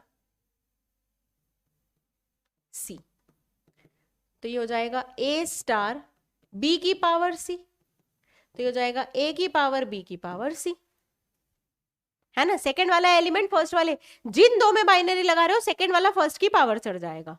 चलो ए स्टार बी स्टार सी तो ये हो जाएगा ए की पावर बी स्टार सी, यानी हो जाएगा ए की पावर बी की पावर सी, सेकंड वाला फर्स्ट की पावर चढ़ गया, ठीक है। तो ये तुम्हारे पास क्या आ गया एसोसिएटिव आ गया, ये तुम्हारे पास आ गया एसोसिएटिव, ठीक है। 6th वाला देखते हैं a upon b plus 1, a star b star c, ये हो जाएगा a star b upon c plus 1 और इन दोनों का बाइनरी क्या हो जाएगा a upon b upon c plus 1, ठीक। तो इसका वैल्यू हो गया a c plus a upon b plus C plus 1। Similarly अगर मैं बोलूं a star b star c तो ये हो जाएगा ए अपॉन बी प्लस 1 का सी में बाइनरी ऑपरेशन, है ना। तो न्यूमरेटर अपॉन डिनोमिनेटर प्लस 1 तो ये हो जाएगा a upon b plus 1 into c plus 1। दोनों क्लियरली इक्वल नहीं है यानी नॉट एसोसिएटिव, यानी नॉट एसोसिएटिव, ठीक। नेक्स्ट क्वेश्चन देखते हैं। Consider the binary operation on set 1 2 3 4 5 defined by minimum of a and b, है ना। Right the operation on the table of operation, right the operation on the table of operation. Operation क्या है आपका minimum. Set के element लिखे 1 2 3 4 5, यहां भी लिखे 1 2 3 4 5। अब देखो 1 और 1 का मिनिमम 1, 1 और 2 का मिनिमम 1, 1 और 3 का 1 4 1, 2 और 1 का 1, 2 और 2 का 2, 2 और 3 का 2, 2 और 4 का 2, 2 और 5 का 2, ठीक है। मिनिमम लिखना है ना।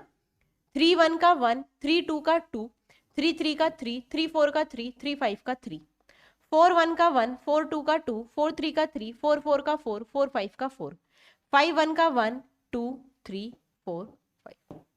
ये बन गया आपका टेबल। ऑपरेशन लिखने का मतलब क्या होता है। ऑपरेशन लिखने का मतलब है कि रो में भी सेट लिखो कॉलम में भी सेट लिखो और फिर देखते जाओ, एक एक कंपेयर करके देखते जाओ कि यार इस एलिमेंट में क्या आएगा तो इन दोनों में बाइनरी लग रहा है, यहाँ पे क्या आएगा तो इन दोनों में बाइनरी लग रहा है, यहाँ पे क्या आएगा तो इन दोनों में बाइनरी लग रहा है, जिस रो और जिस कॉलम में है। बन गया आपका table. Alright, let star dash be the binary operation on set 1 2 3 4 5 defined by a star dash b is HCF of a and b, है ना। बाय एक्सरसाइज 4 अबव, ये शायद पिछले क्वेश्चन से कनेक्टेड है। एचसीएफ का एक क्वेश्चन हम लोग करेंगे, एचसीएफ एलसीएम का एक क्वेश्चन कर लो, आपको समझ में आ जाएगा, है ना। तो एक क्वेश्चन सफिशियंट होता है इसको करने के लिए। Let star be the defined on set 1 2 3 4 5 by a star b equals to LCM of a and b. क्या ये एक बाइनरी ऑपरेशन है? क्या ये एक बाइनरी ऑपरेशन है? तो देखो, एलसीएम ऑफ 3 एंड 4 होता है 12, जो कि सेट ए में बिलोंग नहीं कर रहा है ना, सेट में बिलोंग नहीं कर रहा है।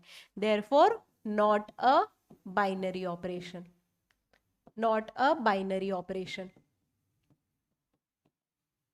ठीक है, बाइनरी ऑपरेशन का मतलब क्या है? बाइनरी ऑपरेशन का मतलब है कि दोनों में जो भी ऑपरेशन लगाया तो आंसर आपका गिवन सेट में आना चाहिए। एलसीएम लिया दो नंबर का तो आंसर 1 2 3 4 5 में से ही आना चाहिए। नहीं आ रहा है तो बाइनरी नहीं, नहीं आ रहा है तो बाइनरी ऑपरेशन नहीं।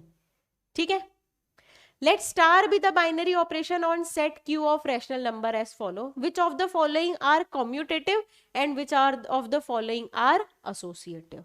ठीक है, पहले तो कम्यूटेटिव चेक करते हैं, क्योंकि कम्यूटेटिव चेक करना इजी है। a minus b minus a के इक्वल नहीं है यानी not commutative. A square plus B square plus a square के इक्वल है यानी commutative. a plus a b plus a b के बराबर नहीं है ना, यानी नॉट कम्यूटेटिव।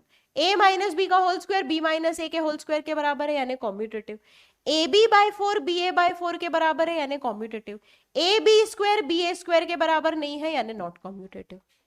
तुमको कॉम्यूटेटिव नॉट कॉम्यूटेटिव चेक करने के लिए कुछ नहीं करना है, ए की जगह बी की जगह ए लिख दो। अगर चेंज हुआ तो नॉट कॉम्यूटेटिव, अगर चेंज नहीं हुआ तो कॉम्यूटेटिव। ठीक, अब एसोसिएटिव, सब्ट्रैक्शन नॉट एसोसिएटिव होता है ना।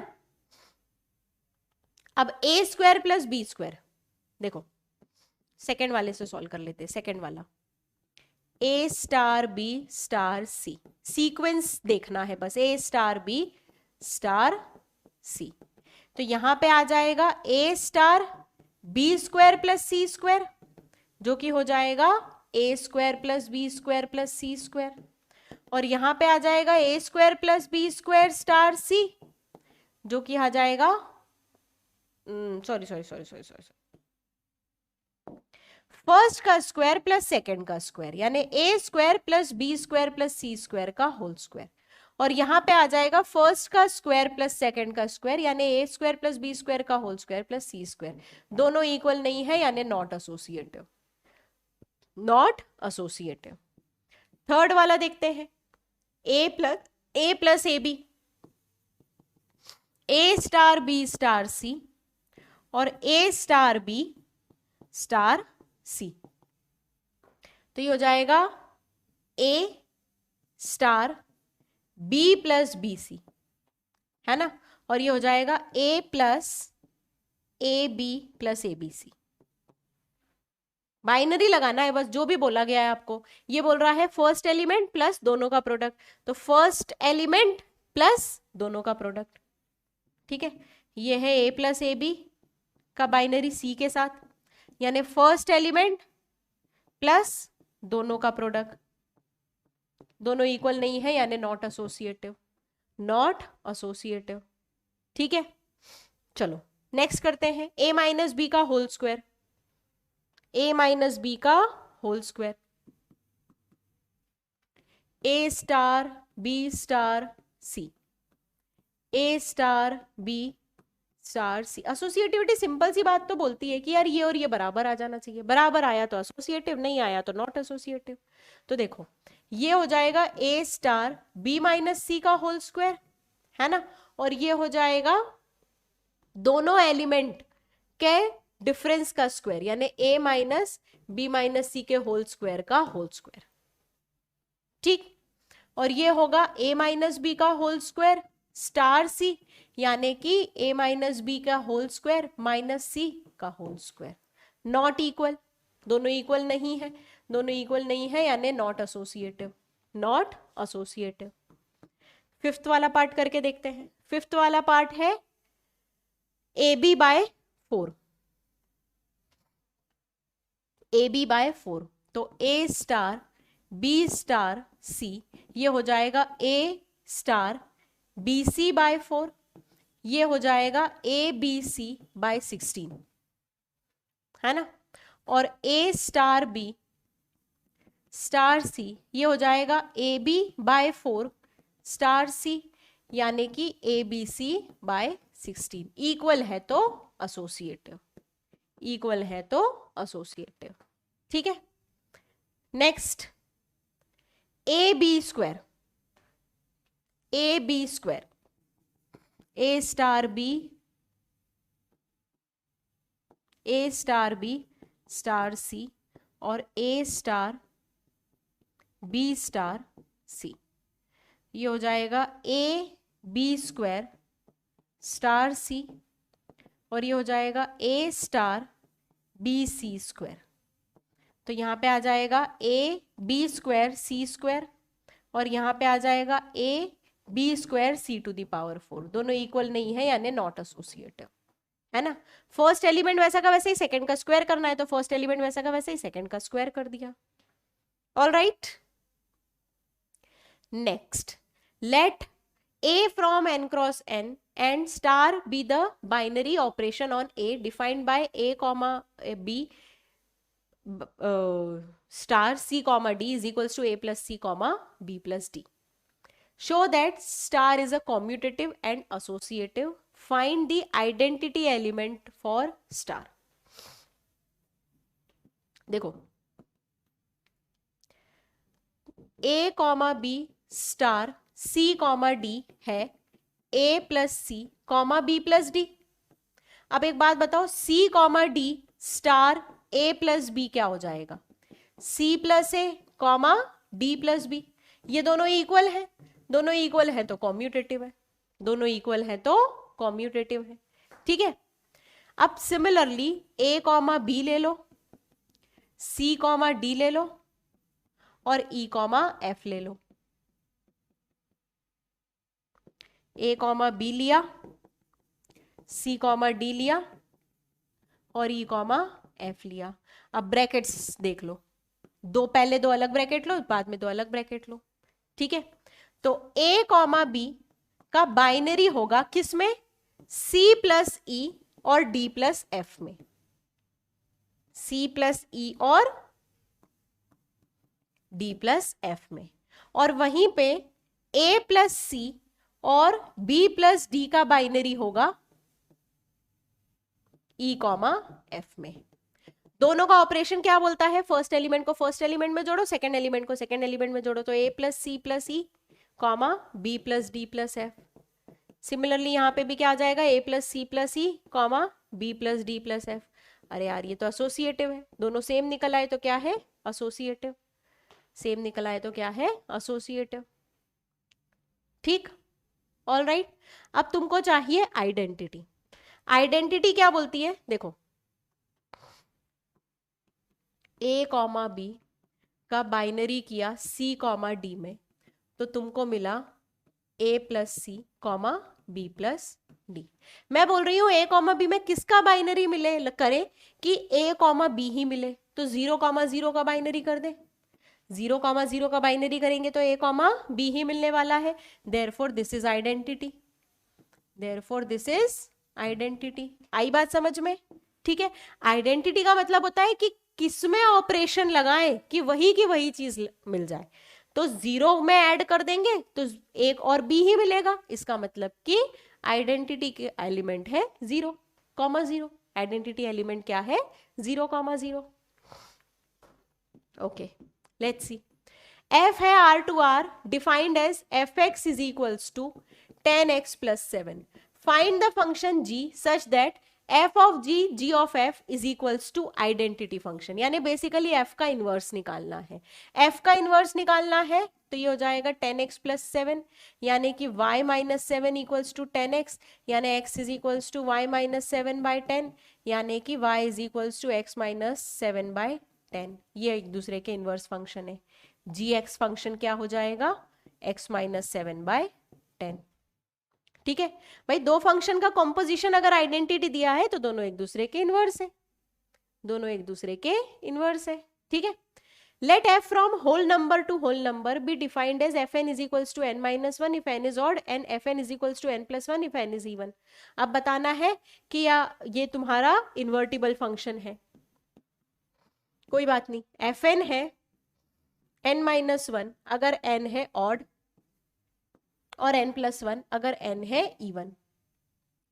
चलो n को 0 रखा तो f मिलेगा 1, n को 1 रखा तो f मिलेगा 0, n को 2 रखा तो f मिलेगा 3, n को 3 रखा तो f मिलेगा 2.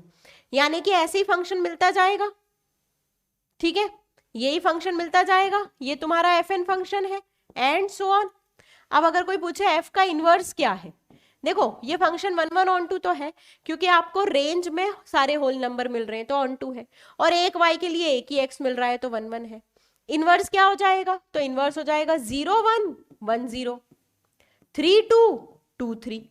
यानी इनवर्स भी एग्जैक्टली वही फंक्शन मिलेगा. इनवर्स क्या होता है, x को y और y की x को x की जगह रखो तो तुम्हारे पास इनवर्स और फंक्शन एक्सक्यूज मी इनवर्स और फंक्शन एग्जैक्टली सेम है. ठीक है, let f from r to r is defined by x square minus 3x plus 2. Find f of fx.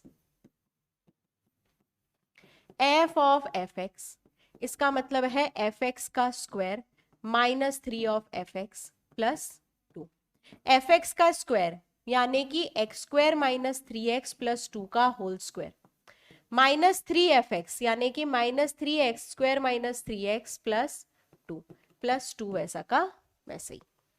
ठीक है, तो ये हो जाएगा a square plus B square plus C square minus 2ab minus 2bc plus 2ca.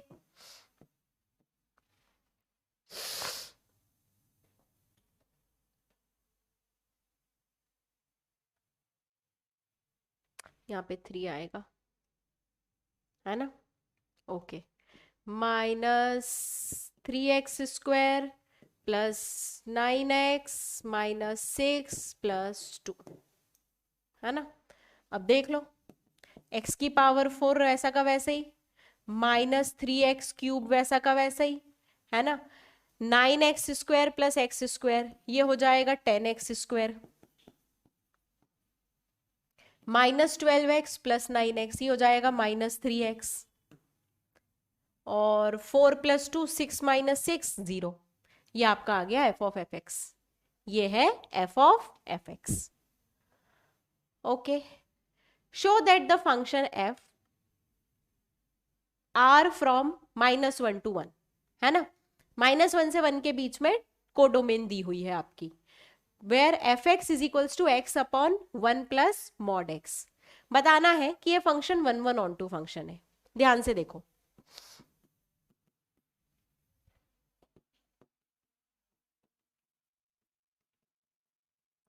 पहले मैं इसकी range निकाल लेती हूं. तो मुझे पता है x is always less than 1 plus mod x. देखो x is always less than mod x या लेस देन इक्वल्स टू है ना, और अगर उसमें 1 ऐड हो गया तो x is always less than 1 plus mod x. इसका मतलब न्यूमरेटर डिनोमिनेटर से हमेशा छोटा है.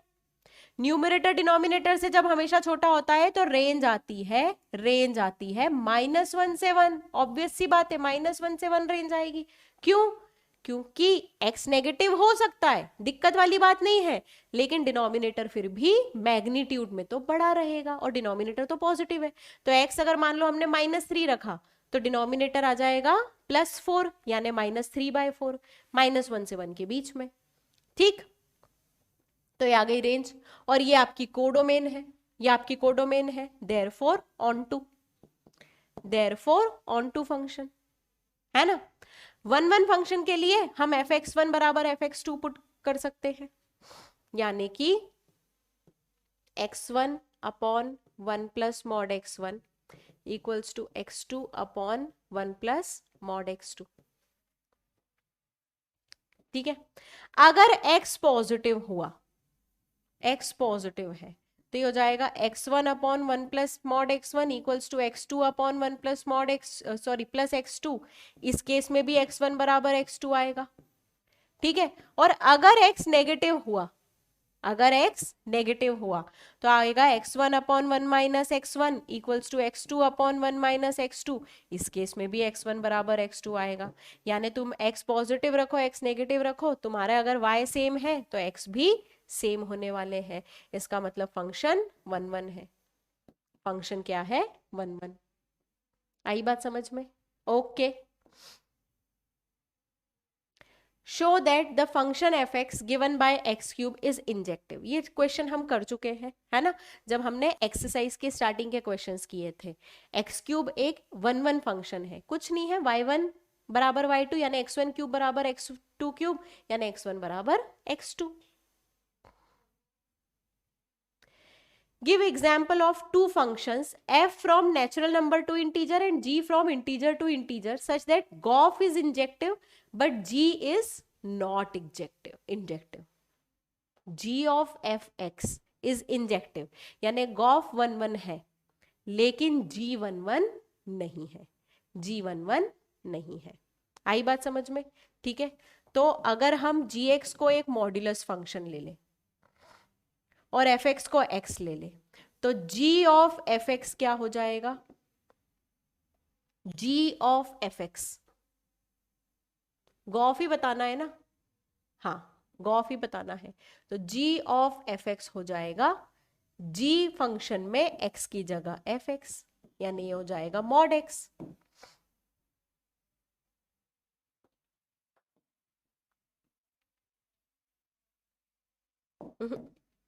इससे बेटर है जो हमने क्वेश्चन ऑलरेडी लिया था, है ना, एग्जाम्पल सॉल्व करते टाइम जो हमने क्वेश्चन लिया था।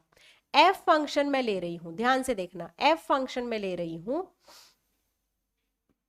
1 2 3 4 5, है ना।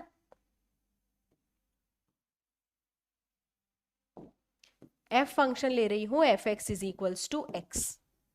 f फंक्शन क्या है? F x is equals to X. अब बात आती है g फंक्शन की। तो g आपको क्या चाहिए? नॉट इंजेक्टिव चाहिए और f इंजेक्टिव चाहिए। तो एफ एक्स मैंने ले लिया x और जी एक्स मैंने ले लिया मॉड x। ठीक है। अब जी एक्स इंजेक्टिव तो नहीं है, क्यों? क्योंकि g की डोमेन है इंटीजर, तो x को -1 रखो, x को +1 रखो, दोनों पे y +1 मिल रहा है यानी नॉट 1 1। ठीक है।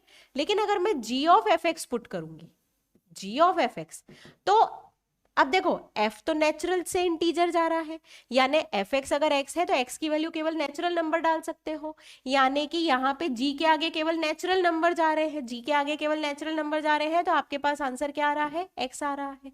तो इस केस में ये एक इंजेक्टिव फंक्शन है ना, ये भी एक इंजेक्टिव फंक्शन है, लेकिन ये एक इंजेक्टिव फंक्शन नहीं है। क्यों नहीं है? मैम डोमेन और रेंज का गेम है, डोमेन और रेंज का खेल है ना। अगर डोमेन यहाँ नेचुरल नंबर नहीं होती तो फिर गॉफ भी इंजेक्टिव नहीं हो पाता, लेकिन क्योंकि यहाँ पे डोमेन नेचुरल नंबर है तो आप बोलोगे कि ma'am G of F X जो है वो जी फंक्शन में एक्स की जगह एफ एक्स पुट करना है, और एक्स की जगह एफ एक्स पुट करो, एफ एक्स हमेशा पॉजिटिव है ना, एफ एक्स हमेशा पॉजिटिव है, तो मॉड का कोई सेंस रहा ही नहीं, केवल पॉजिटिव एक्स ही पुट करोगे तो वो एक्स के बराबर ही है ना। Next, give example of two functions f from natural to non-natural and g from natural number to natural number such that gof is onto but f is not onto, है ना। तो जो आपको क्वेश्चन में दिया हुआ है fx जो है वो ले लो x+1 और gx जो है वो ले लो x-1 अगर x is greater than 1 हो और 1 if x equals to 1 हो, है ना। Natural number to natural number लेना है ना। तो अब आप बोल दोगे कि g ऑफ f क्या हो जाएगा? g ऑफ f यानी कि g फंक्शन में x की जगह एफ एक्स पुट करना है, तो ये हो जाएगा एफ एक्स -1। अगर एफ एक्स 1 से बड़ा हो, एफ एक्स 1 से बड़ा हमेशा है यानी हर x के लिए, हर x के लिए, है ना। और ये हो जाएगा 1 अगर एफ एक्स 1 के बराबर हो, एफ एक्स 1 के बराबर कभी आ ही नहीं रहा है, एफ एक्स आपने क्या लिया? x+1, तो x को 0 रखो तो 1 आएगा, लेकिन x को 0 तुम रख नहीं सकते, तो बेसिकली गॉफ आ जाएगा एफ एक्स -1 यानी कि x+1 -1 यानी कि x। अब ये तो एक ऑन टू फंक्शन है, x+1 भी एक ऑन टू फंक्शन है, लेकिन जी एक onto function, sorry F एक ऑन टू फंक्शन नहीं है, क्योंकि एफ की कोडोमेन नेचुरल नंबर है। एफ की कोडोमेन क्या है? नेचुरल नंबर है। लेकिन रेंज कहां से शुरू हो रही है? 2 से शुरू हो रही है। एक्स को सबसे पहले 1 रखोगे तो 2 मिलेगा, 2 3 4 5, यानी 1 कभी भी नहीं मिल रहा है। तो ये नॉट ऑन टू, ये ऑन टू, और ये भी ऑन टू, ये भी onto. Okay. Given a non-empty set X, consider Px, which is set of all subset of X. Define the relation in Px as follows: A is related to B if A is a subset of B. है ना? तो तुमको बताना है ये equivalence relation है कि नहीं। अच्छा एक बात बताओ, every set is subset of itself. Her set खुद का सबसेट होता है, हर सेट खुद का सबसेट होता है, देयरफॉर ये एक रिफ्लेक्सिव रिलेशन है। ठीक है। अगर ए बी का सबसेट है तो क्या ऐसा जरूरी है कि बी ए का सबसेट हो? नहीं। इसका मतलब नॉट सिमेट्रिक, ये रिलेशन सिमेट्रिक तो नहीं है। लेकिन अगर ए बी का सबसेट है और बी सी का सबसेट है तो डेफिनेटली ए सी का सबसेट होगा। इसका मतलब कि ट्रांजिटिव रिलेशन। तो ये रिलेशन रिफ्लेक्सिव और ट्रांजिटिव तो है लेकिन सिमेट्रिक नहीं है। ठीक। Given a non-empty set X, consider a binary operation from Px to Px where A star B is A intersection B, where Px is the power of set. Show that X is identity element for this operation and X is only invertible element in Px with respect to operation star. देखो, किसी भी set का, किसी भी दो set का आपस में इंटरसेक्शन करने पर वही सेट कब मिलता है? वही सेट कब मिलता है? जब आपके पास दोनों सेट बराबर हो, है ना? उसके अलावा कभी नहीं मिल सकता है। उसके अलावा कभी भी आपको इंटरसेक्शन सेम नहीं मिल सकता है ना? दो सेट का intersection equals to first set कब होगा? जब सेकंड सेट या तो फर्स्ट सेट के बराबर हो या फिर सेकंड सेट फर्स्ट सेट का सबसेट हो, है ना? तो in this case always B should be subset of ए।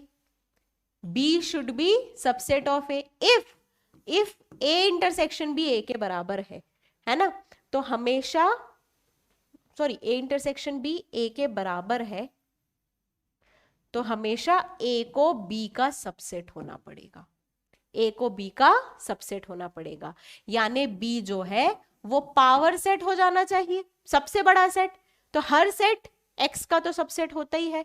इसका मतलब कि एक्स क्या हो जाएगा? आइडेंटिटी एलिमेंट, क्योंकि एक्स का किसी के भी साथ इंटरसेक्शन करोगे आपको वही वाला सेट मिलना चाहिए, आपको वही वाला सेट मिलना चाहिए। आई बात समझ में? ठीक है।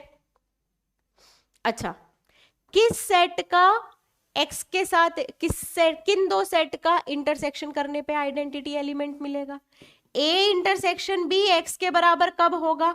ओनली व्हेन ए बराबर बी बराबर एक्स हो।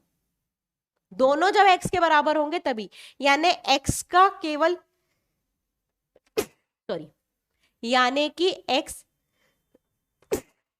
X is only invertible element, है ना? और x का इनवर्स खुद x ही है, x का इनवर्स खुद x ही है। ये कंसेप्ट वाला क्वेश्चन ज्यादा है, ध्यान से देखो। तुमसे बोला है कि इंटरसेक्शन के बाइनरी ऑपरेशन में, इंटरसेक्शन एक ऑपरेशन है, वो ऑपरेशन में आइडेंटिटी एलिमेंट क्या होगा?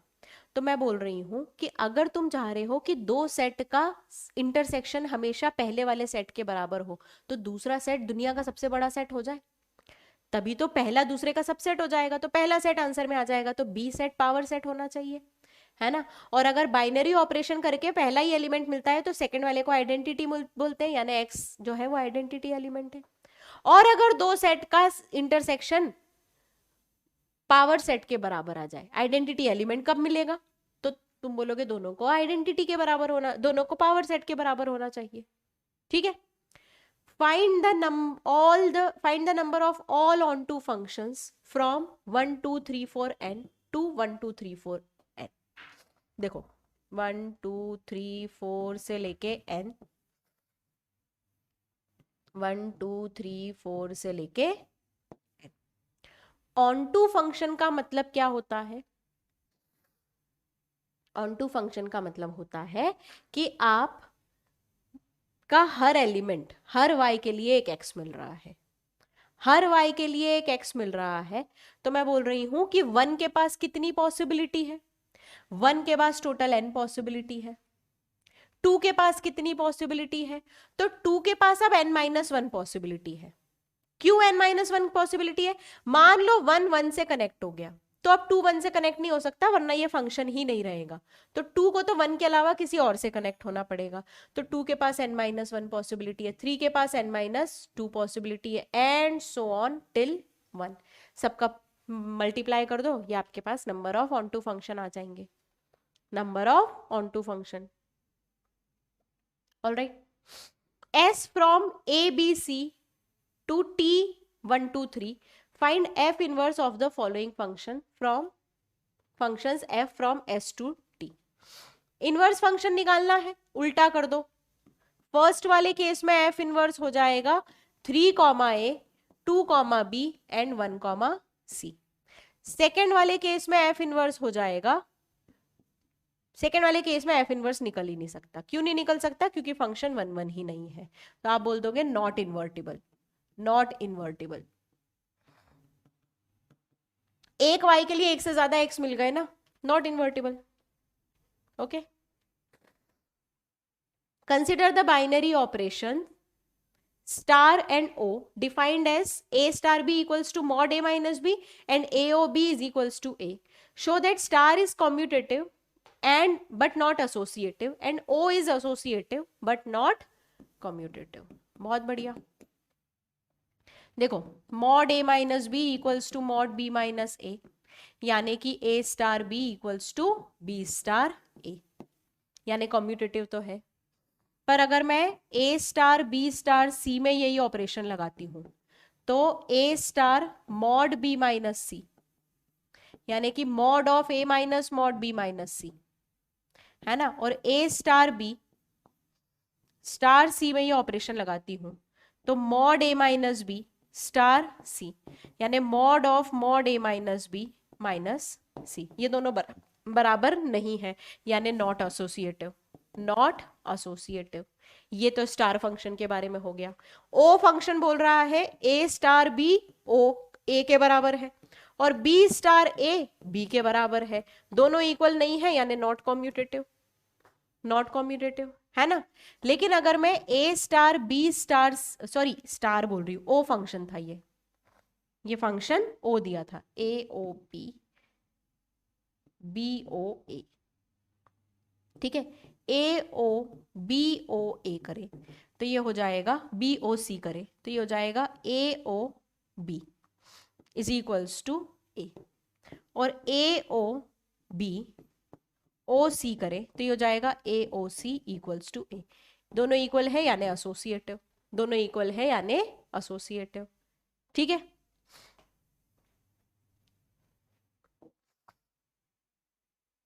Given non empty set x, लेट px cross px to px be defined as a star b is equals to a minus B union b minus a. a minus B union b minus a क्या होता है? a minus B union b minus a होता है a b minus a intersection b, है ना। a के element होना चाहिए, b के एलिमेंट होना चाहिए, यानी दोनों के इंटरसेक्शन के एलिमेंट नहीं होना चाहिए, यानी या तो सिर्फ a के एलिमेंट हो या सिर्फ b के एलिमेंट हो, कॉमन एलिमेंट नहीं हो सकते, ठीक है। तो आपका बाइनरी ऑपरेशन क्या बोलेगा? दो सेट के बीच में बाइनरी कब लगेगा? जब या तो पहले सेट को बिलोंग करे या दूसरे सेट को बिलोंग करे, दोनों के इंटरसेक्शन को बिलोंग नहीं करे। Show that empty set phi is identity for operation. यार एक बात बताओ, a minus phi union phi minus a, ठीक है, a माइनस फाई a के बराबर होता है, फाई माइनस ए फाई के बराबर होता है, और ए का फाई में यूनियन कितना होता है, ए के बराबर होता है। फाई का ए में यूनियन कितना होता है, ए के बराबर होता है। इसका मतलब कि फाई क्या है, आइडेंटिटी एलिमेंट है। फाई क्या है, आइडेंटिटी एलिमेंट है। ठीक है, आगे बात समझ में? All right. अच्छा, एक बात बताओ कि अगर मैं बोलूं कि ये फंक्शन इन्वर्टिबल है या नहीं, या इन्वर्स एग्जिस्ट कर रहा है या नहीं कर रहा है, तो दो ऐसे सेट जिनका सब्ट्रैक्शन करके यूनियन लो तो फाई मिलना चाहिए। यानी कि A union B, sorry A minus B, A minus B union B minus A equals to phi, है ना। देखो, दो सेट का यूनियन फाई केवल एक ही केस में मिलता है, जब दोनों फाई हो। दोनों फाई है यानी ए माइनस बी भी फाई है और बी माइनस ए भी फाई है, बी माइनस ए भी फाई है। यानी कुछ नहीं, ए बराबर बी है। इसका मतलब कि ए खुद ही का इनवर्स है, ए खुद ही का इनवर्स है। ठीक है, तभी पॉसिबल होगा भाई। इनवर्स निकालने के लिए आप क्या करोगे कि बाइनरी ऑपरेशन लगाओ, और ऑपरेशन लगाने पर आइडेंटिटी एलिमेंट मिलना चाहिए। आइडेंटिटी एलिमेंट क्या है, फाई है। आइडेंटिटी एलिमेंट कितना है, फाई है। तो अगर मैं ए माइनस बी यूनियन, अब दो सेट का यूनियन फाई कब होता है, जब दोनों फाई हो। एक में एक भी एलिमेंट आ गया ना तो फाई नहीं रह जाएगा, यूनियन। ये बात हमेशा ध्यान रखना। तो आपने बोला कि यार फर्स्ट भी फाई सेकंड भी फाई यानी ए माइनस बी फाई, दो सेट का सब्ट्रैक्शन फाई यानी दोनों में कुछ भी कॉमन एलिमेंट, मतलब कोई भी ऐसा ए में एलिमेंट नहीं है जो बी में नहीं हो, दोनों सेम सेट है, दोनों सेम सेट है, यानी कि ए बराबर B. Define a binary operation on 0, 1, 2, 3, 4, 5 as a plus b if a plus b is less than 6, a plus b minus 6 if a plus b is greater than 6. Show that 0 is identity for this operation. Obvious सी बात है, a star 0 हो जाएगा a, और a star 0 कितना हो जाएगा, a, है ना। And each element of set is invertible with 6 minus a being inverse. 6 minus a इसका inverse है, तो a star 6 minus a करके देखो, है ना। तो आपके पास आ जाएगा a plus 6 minus a minus 6 यानी 0।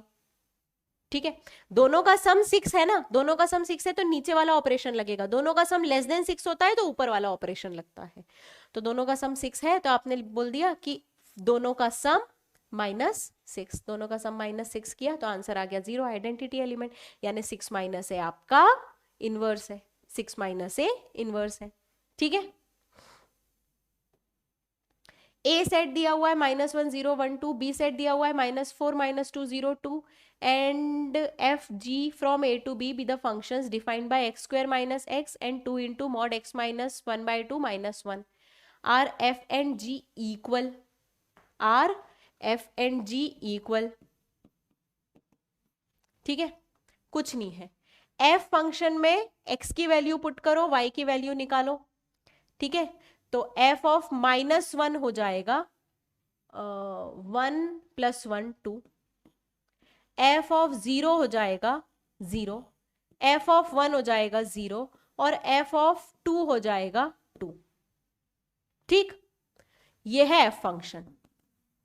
g फंक्शन, मैं x को, एक मिनट, x को -1 पुट किया तो आपके पास आया 2 0 0 2। ठीक है, g फंक्शन में x को अगर मैं -1 पुट करूं तो मेरे पास आ जाएगा 2 into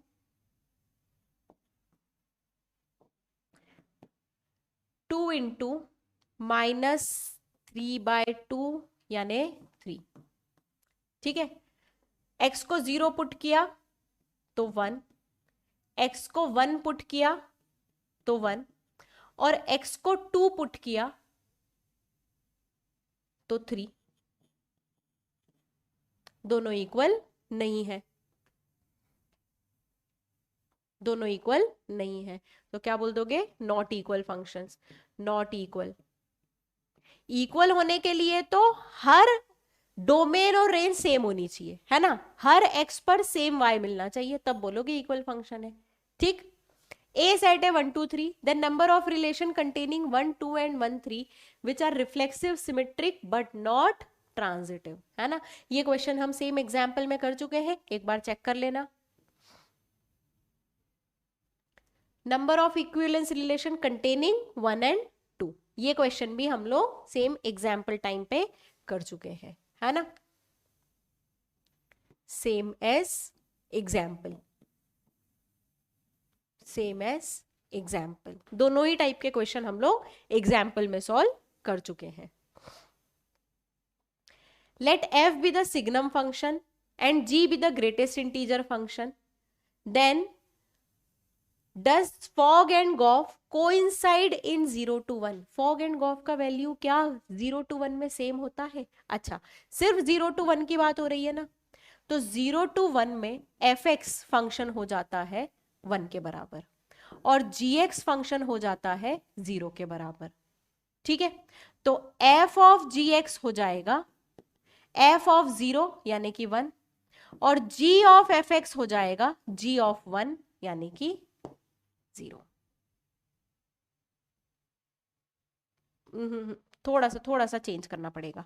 g greatest integer function है ना, हाँ g ग्रेटेस्ट इंटीजर फंक्शन है, तो ये 0 रहेगा, ये 0 रहेगा अगर आप 0 से 1 ओपन ब्रैकेट की बात कर रहे हो, और ये 1 रहेगा अगर आप एग्जैक्टली x को 1 पुट कर रहे हो।